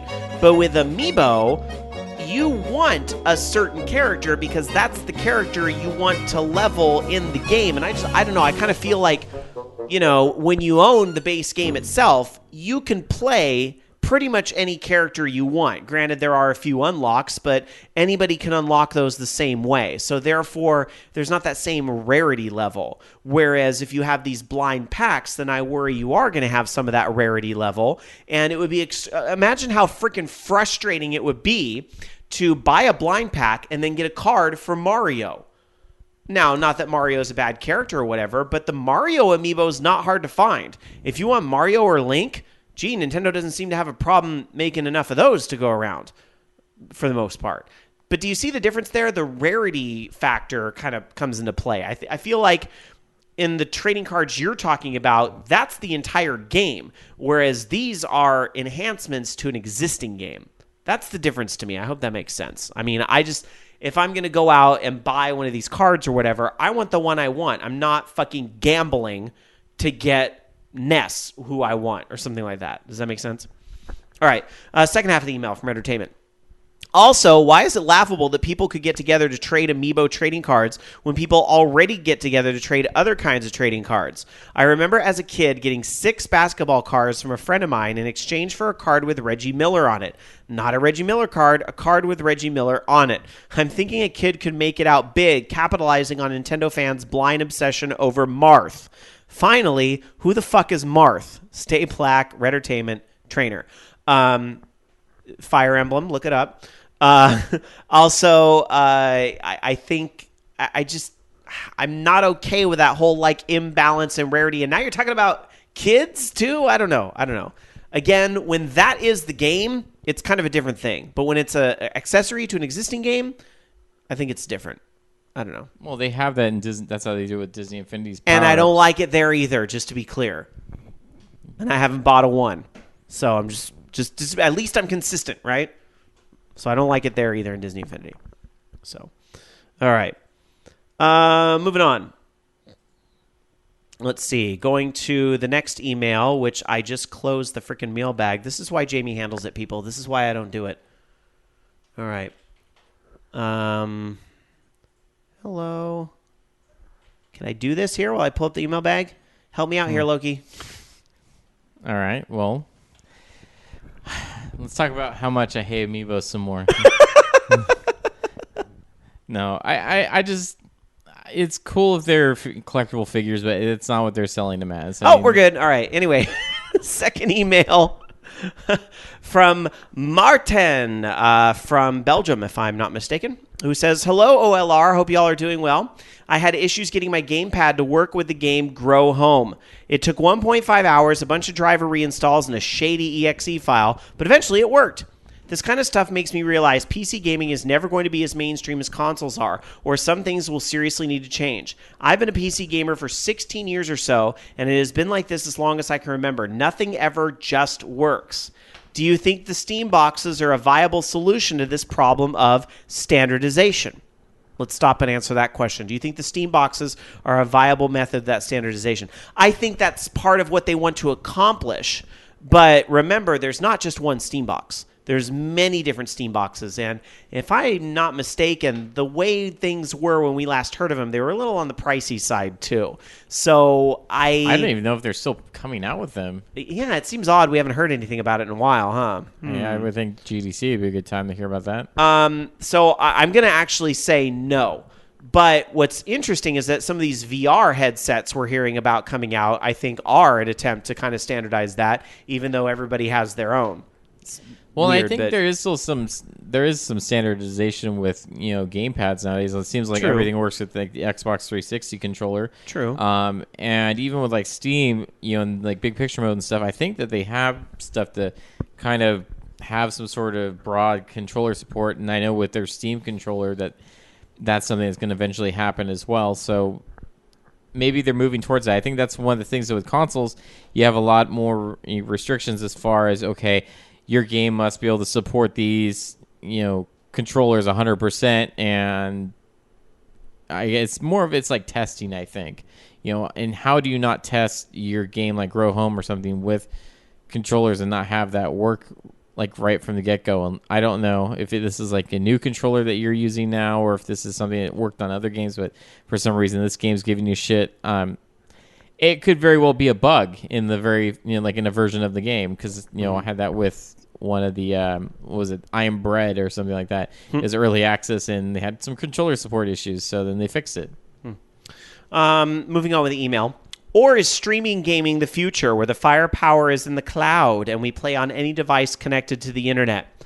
Once again, even like the Amiibos and other technology that they're really pushing, for the use of, I need to see a good example of what this means to me as far as like really good gameplay, because how they had Titanfall. I want to see what the difference was, Titanfall without cloud support and Titanfall with cloud support. I mean, why it seemed like, to me, I didn't notice anything like, whoa, this is so much better than if it weren't always connected online. I sort of think lag is going to be an issue for a very, very, very long time until they can really, minimize that to, such a negligible amount that games will still flow very easy. I think streaming gaming will grow more and more, and we're going to see more and more of it in the coming years, but I don't see it 100% taking over, because I just feel like there's always going to be that lag issue otherwise, and some games won't work, period. Some games will, some games won't. It's getting better, but it's not 100%. Does that make my sense? problem also, too, is, like, aside from, like, Titanfall, some of these other games that have said, oh, we need the cloud for X and, Y reasons, like SimCity, and then you find out, oh, no, they really didn't need that. That was just an excuse so that you could be connected online, and it's like another form of DRM. And that's like, and then when you break trust like that, like, gamers are going to think you're full of shit for years to come. That takes a long time to erase, Yeah. So anyhow, also Martin continues saying, I'm from Belgium. Boobies are not that big a deal here, but they are still awesome. I want to say we talked about this in last week's episode. I don't remember what the freaking topic was, but we mentioned how nudity is not a big deal in other countries, but here it's like, oh my God, you can't show that on television. Martin also says, we have amazing chocolate, and I will send you some if you want. I know the guys at giantbomb.com get mailed stuff from fans all the time, and I think you guys deserve something as well. Well, thank you very much. What do they got that we don't got here at Orange Lounge Radio? Giant bomb. Money? I appreciate that. Well, soon we'll have chocolate. That'd be awesome. Access to packs. Yeah. Fuck you. You are such a little shit. All right. You know what? Bobby gets free reign tonight to just razz every little thing that comes out of your mouth. All right. Martin continues, if you give me an address, I will send you some, but I understand if you don't want to give your address to random strangers on the internet. No problem. I'm going to email you Loki's address. All right. Keep up. I don't mind getting random things. But then here's my problem is that Nellie will be like, ooh, somebody sent me chocolate. She will eat it. The problem is you just have to send boring chocolate. If it's fancy chocolate, she'll eat it. If it's like milk chocolate, oh, she isn't touching that. Or white chocolate, that might as well be like kryptonite. She's just like, forget it. We'll get you an address off air, Martin. I really, really appreciate that. That's awesome. SG100 Matt suggesting set up a VOG PO box for all of the candy. See, I'm actually thinking like, okay, maybe we should just get a little PO box. Like, how expensive can it be? Like, even actually, VOG Network has an address, but Bobby will get the chocolate if you send it there, and I can't have that. So I need the chocolate. You just need the VOG West office. We need a post office box from VOG West or something. I don't know. Actually, I got to say this. There's been a lot of you guys out there very kind to offer. Like some folks are like, can I send you something? Can I send money? Which is always like, wow, like people would actually like pay us to do this stuff. I've given thought to the whole, like, should we do a Kickstarter? Should we do a Patreon type of thing? But I have some reservations. For one, with Kickstarter, I don't ever want to give the perception that you need $30,000 to do a podcast, because you don't. If you have a desire to do it, and you're willing to use some secondhand tools and maybe not sound optimal, but work towards that as you progress with your new hobby, I think you should be able to do that. So I'm not comfortable with the idea of Kickstarter. Patreon, I'm iffy on it. I understand some other shows do it, and this is a decision shows have to make for themselves. My only concern with something like Patreon is, A, they get a slice of the money whenever you do something like that. I think there's a lot of pressure in the Patreon kind of community to like, well, if you're donating to this, why aren't you donating to me as well, or this as well, and this and that? On top of that, like a lot of them, like, well, if you donate to us, then you get exclusive content, and then you have to make exclusive content. Exactly, and I kind of want to just focus on this 3-hour show that we're doing. So that's why I'm kind of like, I don't know how I feel about that. And just the fact that, we do this for fun, and we do this, because you guys show up and participate and send us emails and offer to send us chocolate and things like that. Like, that's our motivation. Like, don't get me wrong. Money would help because we do pay out of pocket. Like, it does cost money to run the VOG Network server. But you know what?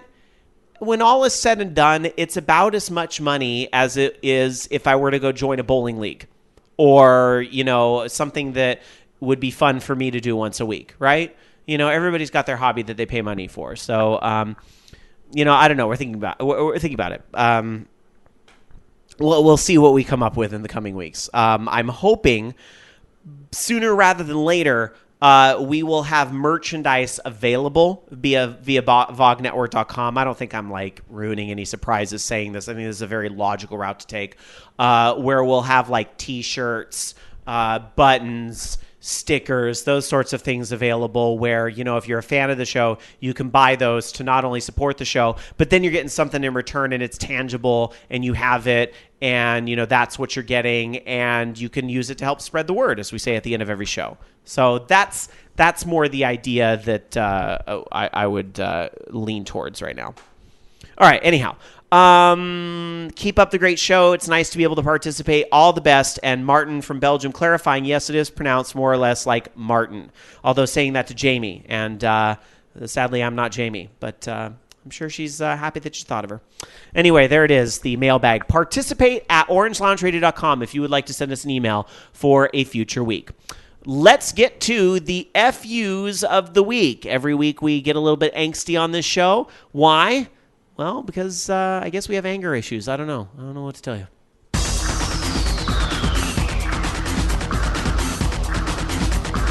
Oh, this is bad. Here is justice. Here is punishment. This is fucked up. Loki, why don't you start? F you to restaurant store hours. I mean, I don't understand what it is about all these really good restaurants or places that I want to eat at having limited hours on Sundays. I mean, or even just being closed. I don't get it. I wanted to we went to the place yesterday and they make fucking awesome cheesesteaks and garlic fries. They're literally the best garlic fries I've ever had. And I could just eat a ton of them. And I wanted to go there. But they close at 3 fucking o'clock. And I just can't make it over there in time to get food. Or Nippon, which is the local teriyaki place. They close at fucking 4 o'clock every day. I can't stop on my way home from work to get food because they're fucking closed. They used to be open to 8 o'clock. But now they're closed at 4 for some damn reason.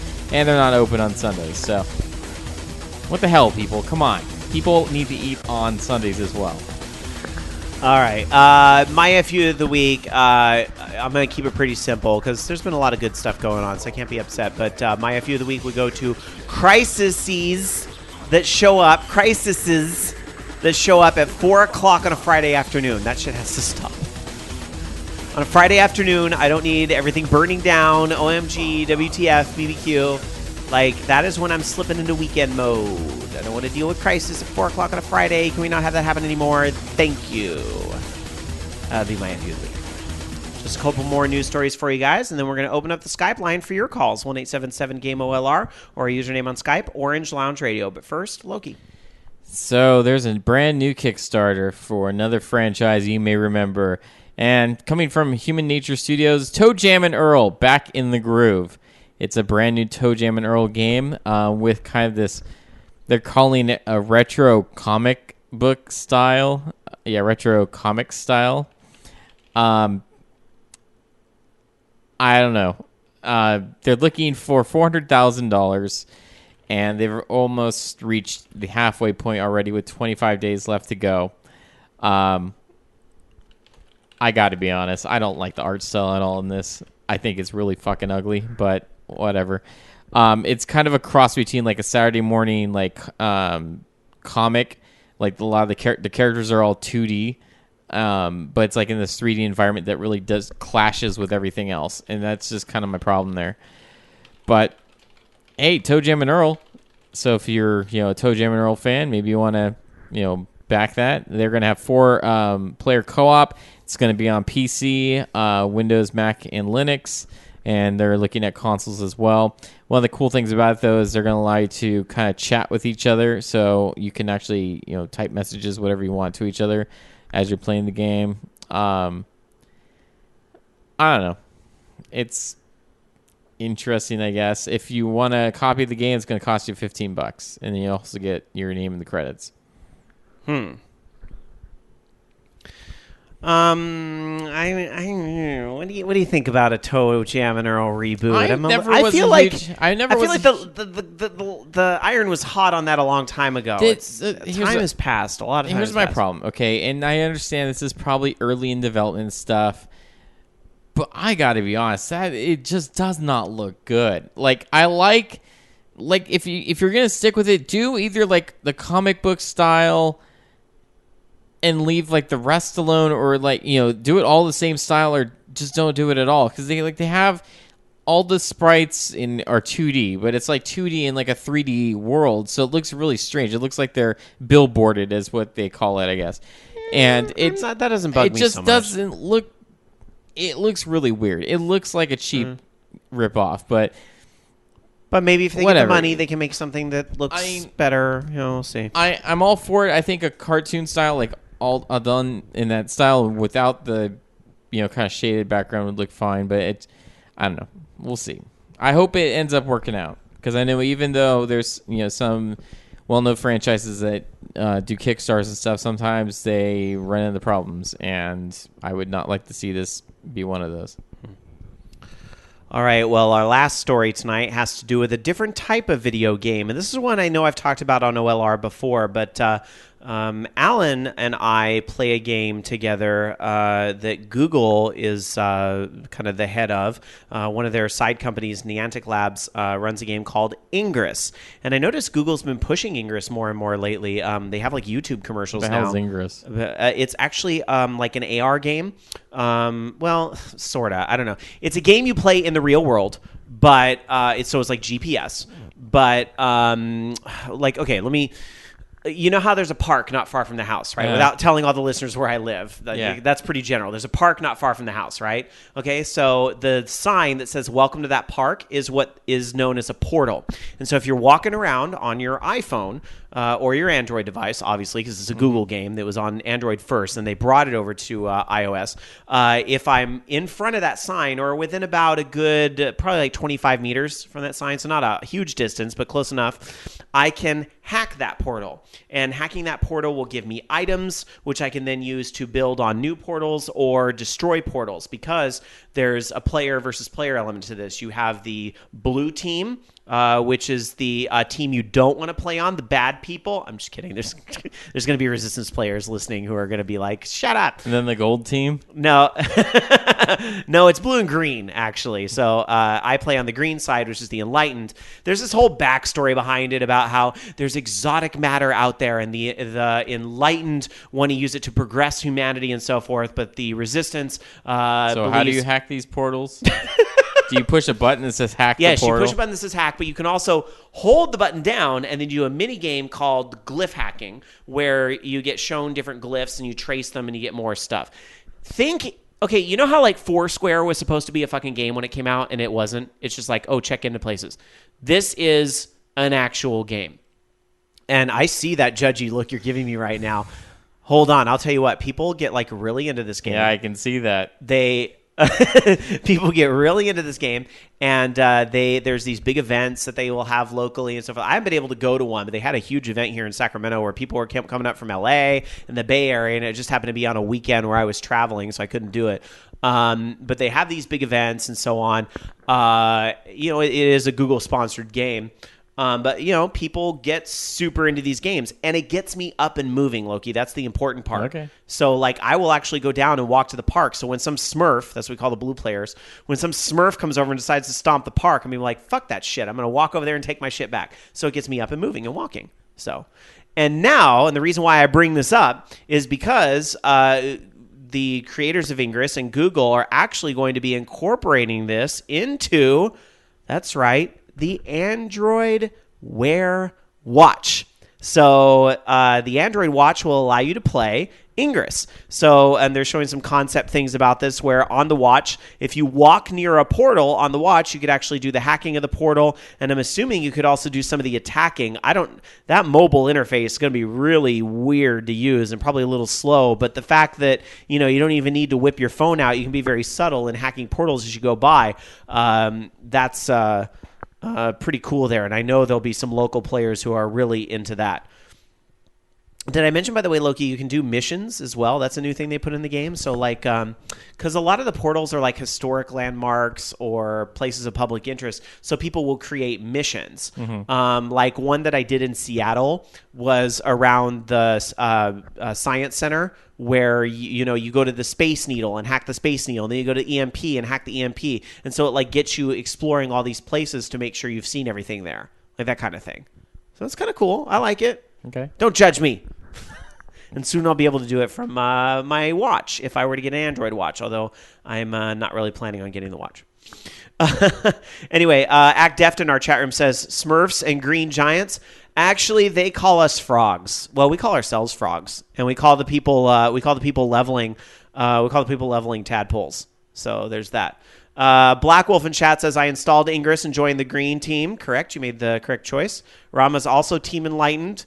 Hitstun says, oh shit, we might need to go turn Boston green. Wow, you all made good choices in the chat room. No, I know there are OLR listeners who are resistant, who I am sure are fuming right now. Let's not forget, though, at the end of the day, if there wasn't an opponent in the game, there would be no game to play. So, and part of the reason we joined Enlightened here in South, well, actually, I just joined it because it was green. But part of the reason we stick with it and don't flip is because green is like really the underdogs here in SAC. Like blue really dominates this town. Like you go to Folsom, it's all fucking blue over there. You go to Roseville, it's all fucking blue over there. And Alan and I actually kind of like being on the underdog team. It's kind of fun. So, even though we never win, actually we did win the last cycle. So it happens.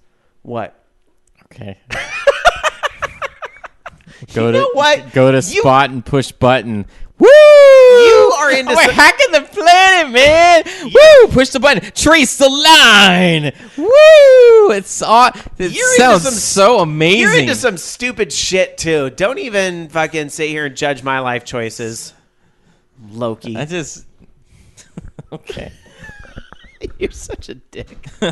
I just don't get it. All right, call in and tell Loki he's a dick. 1-877-GAME-OLR, or our username on Skype is orangeloungeradio if you want to give us a call. We can talk about Ingress, or we can talk about anything else. We can talk about any of the other stories we've talked about on the show so far tonight, or perhaps we missed something that you want to talk about. We can do all that right now on our Skype line, 1-877-GAME-OLR, or our username on Skype, orangeloungeradio. That's all one word. Loki, I don't know if you have any last-minute stories. I was just going to say that it looks like they've decided to ban some of the costumes from Dead or Alive 5 for fighting game tournaments because they're too risque. We do have a call coming in, so let's get to it. Hello, you're on Orange Lounge Radio. Who's this? Hey, this is Act Deft. Hey, Act Deft, how you doing? Hey, pretty fine, despite the rain. Oh, is it raining where you are? Yeah, that's pretty much all day. It was supposed to rain here, but it kind of didn't for whatever reason. It's a little bit disappointing. So hold on, I have to show Loki something. Okay, Loki, see, there's my Ingress scanner.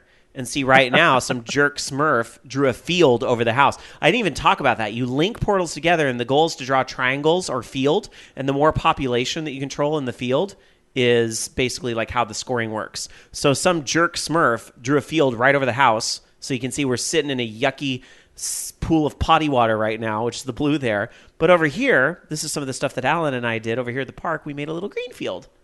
Cute, huh? Yes. I'm not even getting paid by Google to pimp this shit. See if I do this anymore. We're not talking about Ingress. I was into Ingress once, and I played it a little, but I can easily see Loki getting into it. No, like really. Unfortunately, you're wrong. I can't get into it because my phone wouldn't probably reveal it. It does murder your battery. battery. No, my phone it's is really a piece simple, of shit. So I mean, like today, I had it it locked up on my while older trying phone to shut that was, off. A 2.3 gingerbread, so any phone can run it. You know what? Loki would probably sign up for Ingress, and he would do the exact same dick thing that Shane did, and that is sign up for the blue team because he knows I'm on the green team. That's he'd be like, oh, you told me that the blue guys are the winners in this town? I'm signing up with them. Fuck y'all. All right, anyway.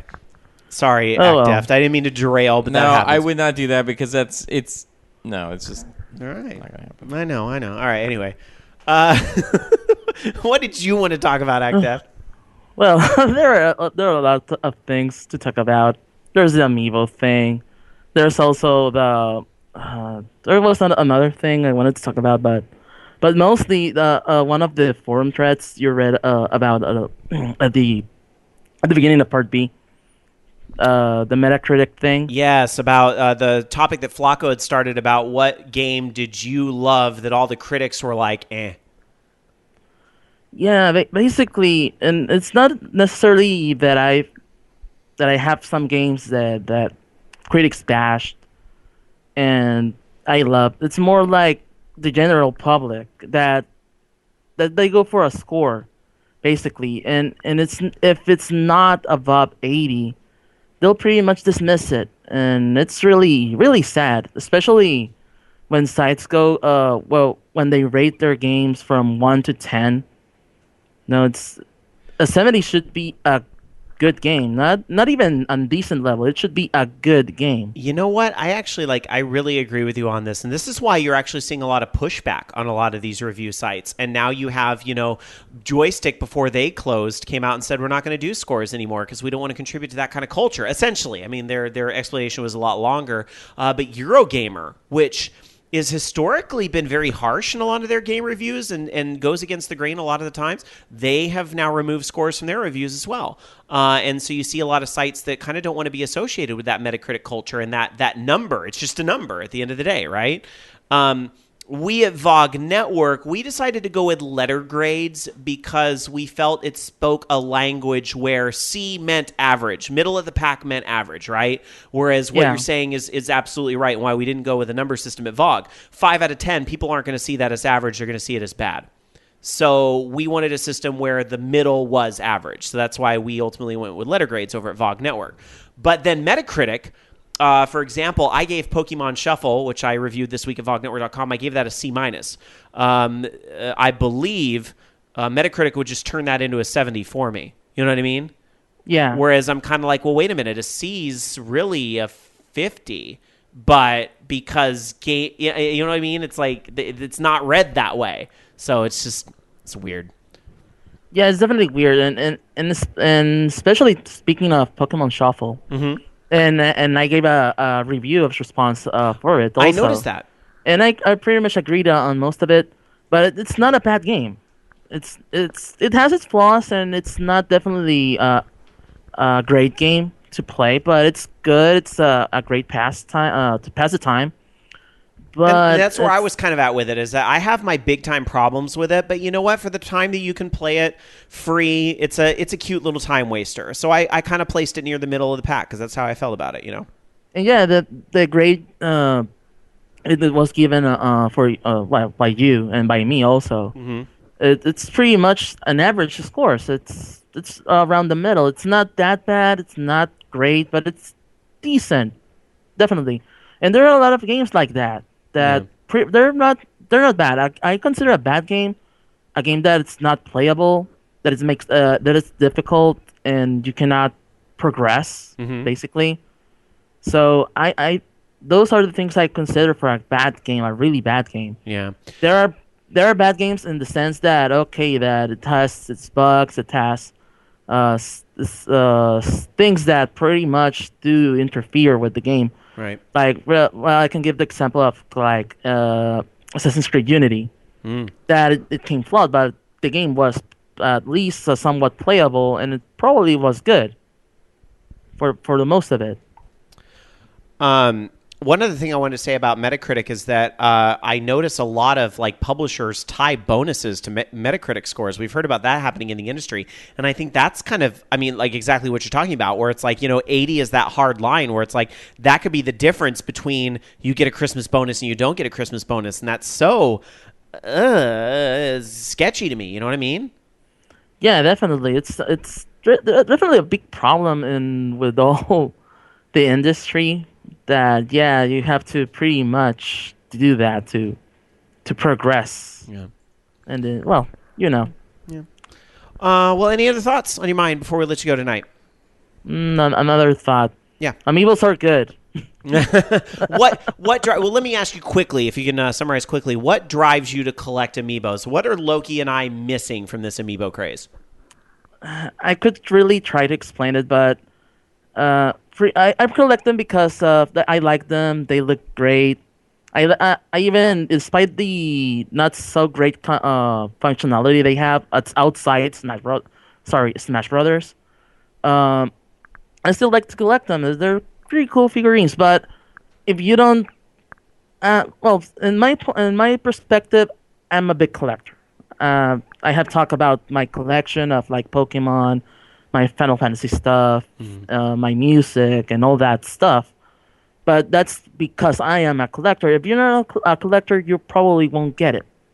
So that's pretty much it. I'm collecting because for the sake of collecting. There are even people that don't take the amiibo out of the box. They collect them. They have all the 29 amiibo so far that have been released, and all in the box. They do not use them. So All right. that's pretty much for the sake of collecting, and I'm pretty much on that boat too. Fair and enough. That boat too. Yeah. Fair enough. Well, I'm going to let you go, ActF, because our phones are like lighting up on fire, so I got to get to another call. But take care, okay? Hey, thanks for having me. Hey, thank you. Take care. We have a lot of calls coming in tonight, so let me try to get to another one here right now. Hi, you're on Orange Lounge Radio. Who's this? I'm calling to defend myself. Hi, Shane. Welcome to the show. Were your ears burning? No, I heard you slander me, so I had to call in. What did I say in particular? I mean, I slander you a lot, so what was it in particular that you took offense to? That I joined the blue team on that dumb game because you joined the green. First of all, you know me and everybody else does. It's blue. That is what I'm going to pick. Secondly, it's just a bonus that it screws you over. But you didn't even... might I point out, I didn't even know that you downloaded Ingress until I was driving by like one of the local portals one day, and I was like, wait a minute, Shane Alenko's on this portal as the enemy. That little bastard. Pretty much, but the game is crappy anyway. Like, it is really dumb and not fun, so... So you're on Team Loki with that one? Oh, yeah, totally. That is just, like... a really stupid game. You're both wrong, but that's every gamer has a voice, even when they're wrong. It's fine. You know what? And I'm not one to judge since I haven't played it, but based on not playing it, I think it looks really dumb. Maybe it'd be more fun if when you did the hacking stuff, you went beep, boop, bop, beep.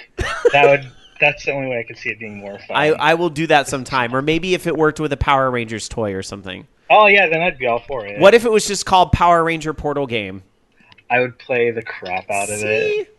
You have... I'm very easy to, get my attention grabbed by something stupid, and then that's all I'll focus on. All right, well, there you have it. You've defended yourself here on the show. Was there anything else that we've talked about that you wanted to, that you took issue with? I wasn't listening that much that I could comment on anything else that you talked about. Sorry, I'm playing Final Fantasy right now, too. No, I wanted to give a shout out to that crappy... That's actually a good dating sim, though, that any person should play if they, I guess, have the money to buy it, or just randomly download it at some point and find it on their computer like I did. And what game is that? That's coming out on top. It's a dating sim that's kind of porny, but come on, if you have a computer, you've seen porn, so it's not that big a deal. And actually, I think it kind of detracts from the game, but it's really, funny and well written, and it was written by a woman, and it's all about gay guys. So that was interesting to me. What kind of sets it apart from maybe other? I don't know if you've played a lot of dating sims. I've never, except I heard people kind of consider Persona one, but I don't see that. Maybe because I didn't date anybody in Persona 4. But I don't know. It doesn't have pigeons or whatever, so it's not like that other dating sim. But I liked it. What is it about? Like, it just has good gameplay, or the story? Is just the writing, the story? I think the writing, because it's just like point and click and choose this choice and manage your event calendar type thing. I just thought it was pretty funny. I didn't know that those games would be funny. Well, I thought they were super serious, and people would fantasize about the characters and make pillows out of them or something. Maybe they do. I don't know. I think they do. This game, I think, has a bit of a fan following. I think it was all through a Kickstarter campaign. I want to say I remember when it was a Kickstarter campaign. Oh. Yeah. Well, I don't know. I know it's getting DLC, which is weird, but I people should play it if they have an interest in that sort of stuff, I guess. People want more of a variety in what porny scenes they can end up in. Well, that's the weird part of the game. Like, I don't necessarily condone that part. It's very awkwardly placed sometimes. Like, oh, you had a crush on this guy forever, and he liked you too. Now he's tied up to a bed, and you have to pick how you're going to have sex with him. It's like you could ride him, or you could be inside him, or you can make him give you a blowjob, or you can give him Okay, Shane, I think we've heard enough about this game. Then you don't have to finish. You can pick the other options. You can choose to finish, or go back to the other ones that you didn't pick yet and go through those ones too. Oh my god! All right, well, I've heard plenty enough about this game, and I will certainly check it out. Because there's more. It's like 5 minutes in, you can do bukkake. You know what? Look at the time. We got to let you go, and our phone lines are lighting up. But have a good one, Shane. Okay, bye. Bye. All right. That went dark pretty fit. He just wanted to dirty up the show. All right, well, we got another person on the line, so let's get to it. Like Rama says in the chat room over at live.vognetwork.com. Welp! Okay. Accurate, right? All right. Hi, you're on Orange Lounge Radio. Who's this? Hey, what's up? This is Kaijudo. Hey, Kaijudo, what's on your mind? Not much. First, before I get into I just wanted to recommend 2 games for it to you. Yeah. But before I get into that, I just wanted to say that I'm also an amiibo collector, but not because they look great. I actually don't think they're a good-looking, whatever you want to call them, action figure, toy, whatever. Mm-hmm. I have Kirby. There's some little distortion in the back. It kind of looks like when you were a kid and you put the quarter into the machine, and you get those little eggs that you got to twist off and pop them open to get the prize. Yeah. That's what Kirby looks like. It's really cheaply made. Everybody knows about how every character that has a sword, the sword is all bent up and screwed up, and a lot of them don't have a lot of really great detail in them. That's why they're $12.99. But I basically collect them because I play Smash Brothers, and I get a lot of fun out of my amiibo with Smash Brothers. I don't know what they're going to do later. I'm not really into just putting my amiibo onto my controller just so I could get an outfit or something like that. I think that's stupid. But as far as what they do for Smash Brothers, it's a lot of fun. And I'm hoping that when Mario Party comes out, they're going to do something similar to what they do with Smash Brothers. Maybe not train them, but I know one of the big problems for people with Mario Party is Mario Party was never online, right? I never played any of the Mario Party games, but they're not online connected, right? I don't think so. No, I'm not really having to rack my brain here. Yeah, I think the main problem was, it's a Mario Party, so it's one of those games where it depends on a group of people playing, and I think a lot of people, since they don't have a lot of people over because not everyone's into video games, it's really hard to get your friends into video games. I think that's one of the main reasons why people kind of maybe didn't buy the game or kind of hesitated on buying the game, just for the simple fact that they didn't have that party over at their house. So maybe these amiibos are going to replace that, and you actually have some decent AI to play with when you play Mario Party. I understood the amiibos unlocked a special mode in Mario Party that you can only get if you have the amiibo.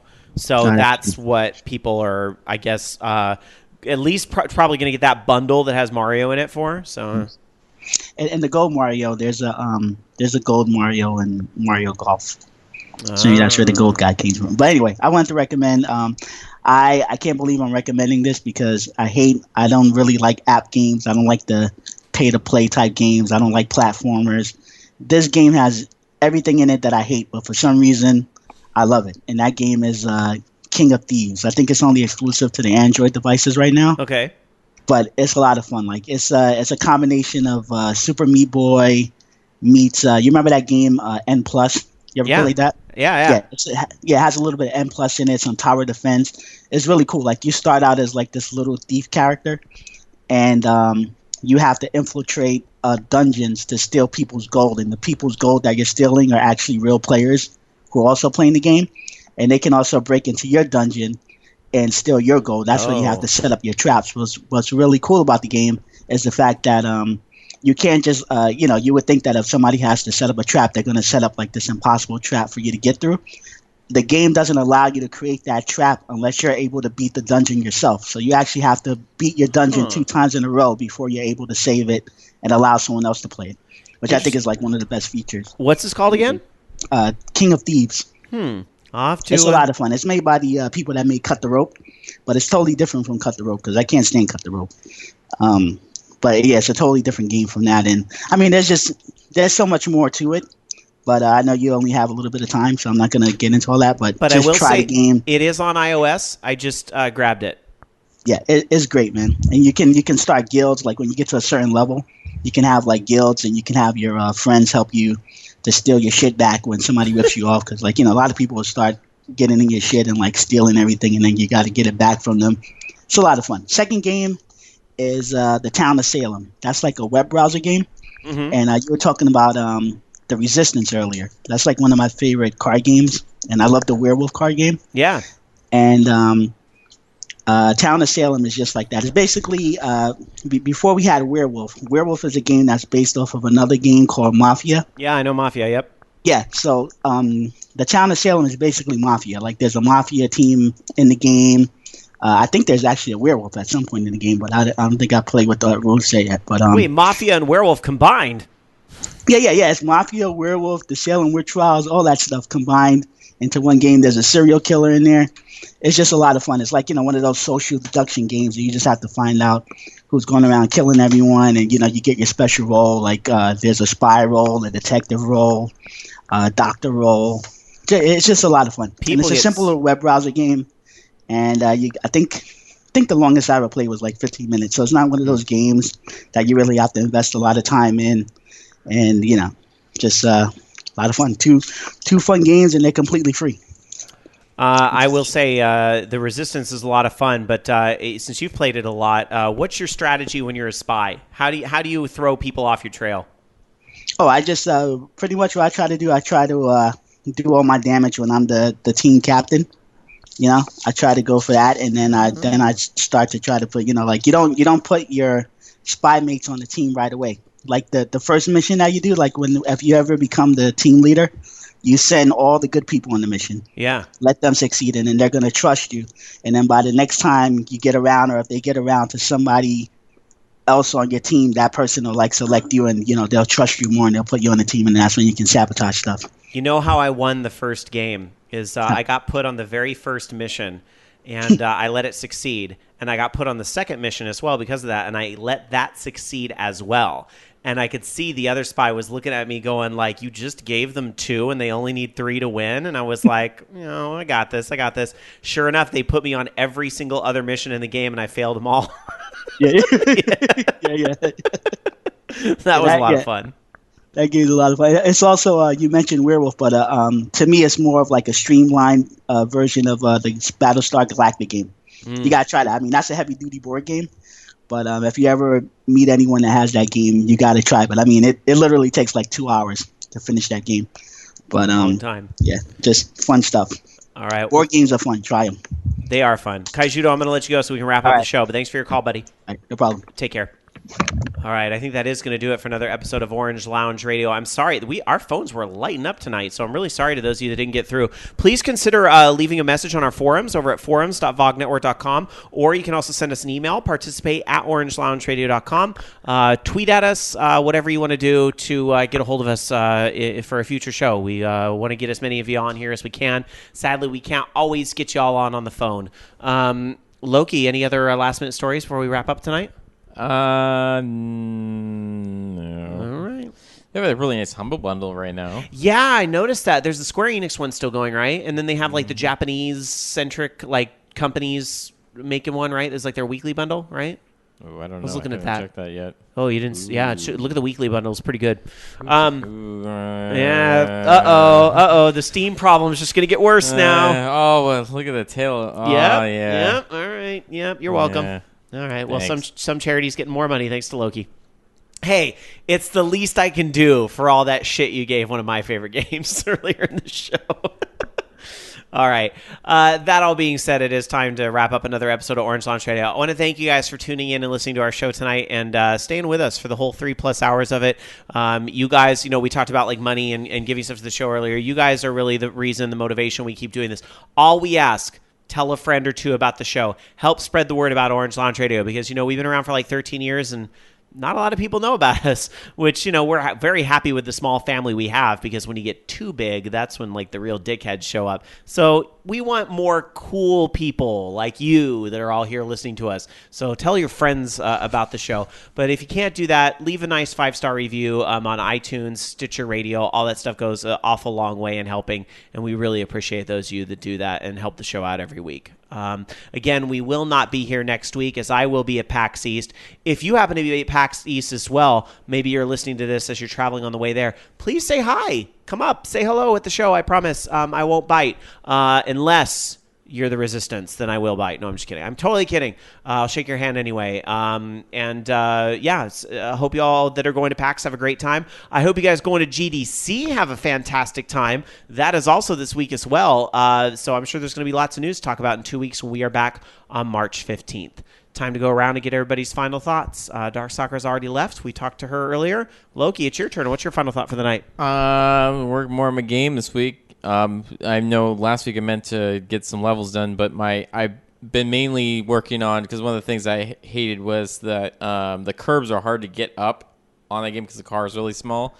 So I've been putting these, what I'm calling curb ramps in the game. So now all the curbs are kind of have a 45-degree slope on it. So you just drive right into them, and it makes it a lot more fun. So that's what I've been working on. I'm just about done with it. I have them all in the game, except that the model 2 more that are for some really unique pieces. And then I had to figure out what level 2 is going to be. I've been trying to come up with some ideas, but I have a bunch of ideas that aren't good for level 2, but for later on. It's just I had to get the right one that's the least amount of crazy before I get into the crazy stuff. So it's just hard picking one that's simple enough for the first real stage that you play. All right. And my final thought for the night is SSJ 100 Matt reminded me of this, so I'll say this is my final thought. There is a PAX East thread on our forums. So if you want to try to meet up with us, post in the thread and that you're going. That's over at forums.vognetwork.com if you want to meet up at PAX East. So I look forward to the show and having a good time there and meeting some of you. Have a great week, everybody. Be safe if you are traveling this week, and have a wonderful 2 weeks. We'll see you back in 2 weeks to do it all over again here at Orange Lounge Radio. Thank you so much, everybody. Have a great night. You've been listening to Orange Lounge Radio. Orange Lounge Radio is a production of OLR Studios. To join us for a live show, tune into vognetwork.com Sunday nights at 6 p.m. Pacific, 9 p.m. Eastern. The views and opinions expressed in this program do not necessarily reflect those of the staff of Orange Lounge Radio or VOG Network, but you know they were all still true. See you next week.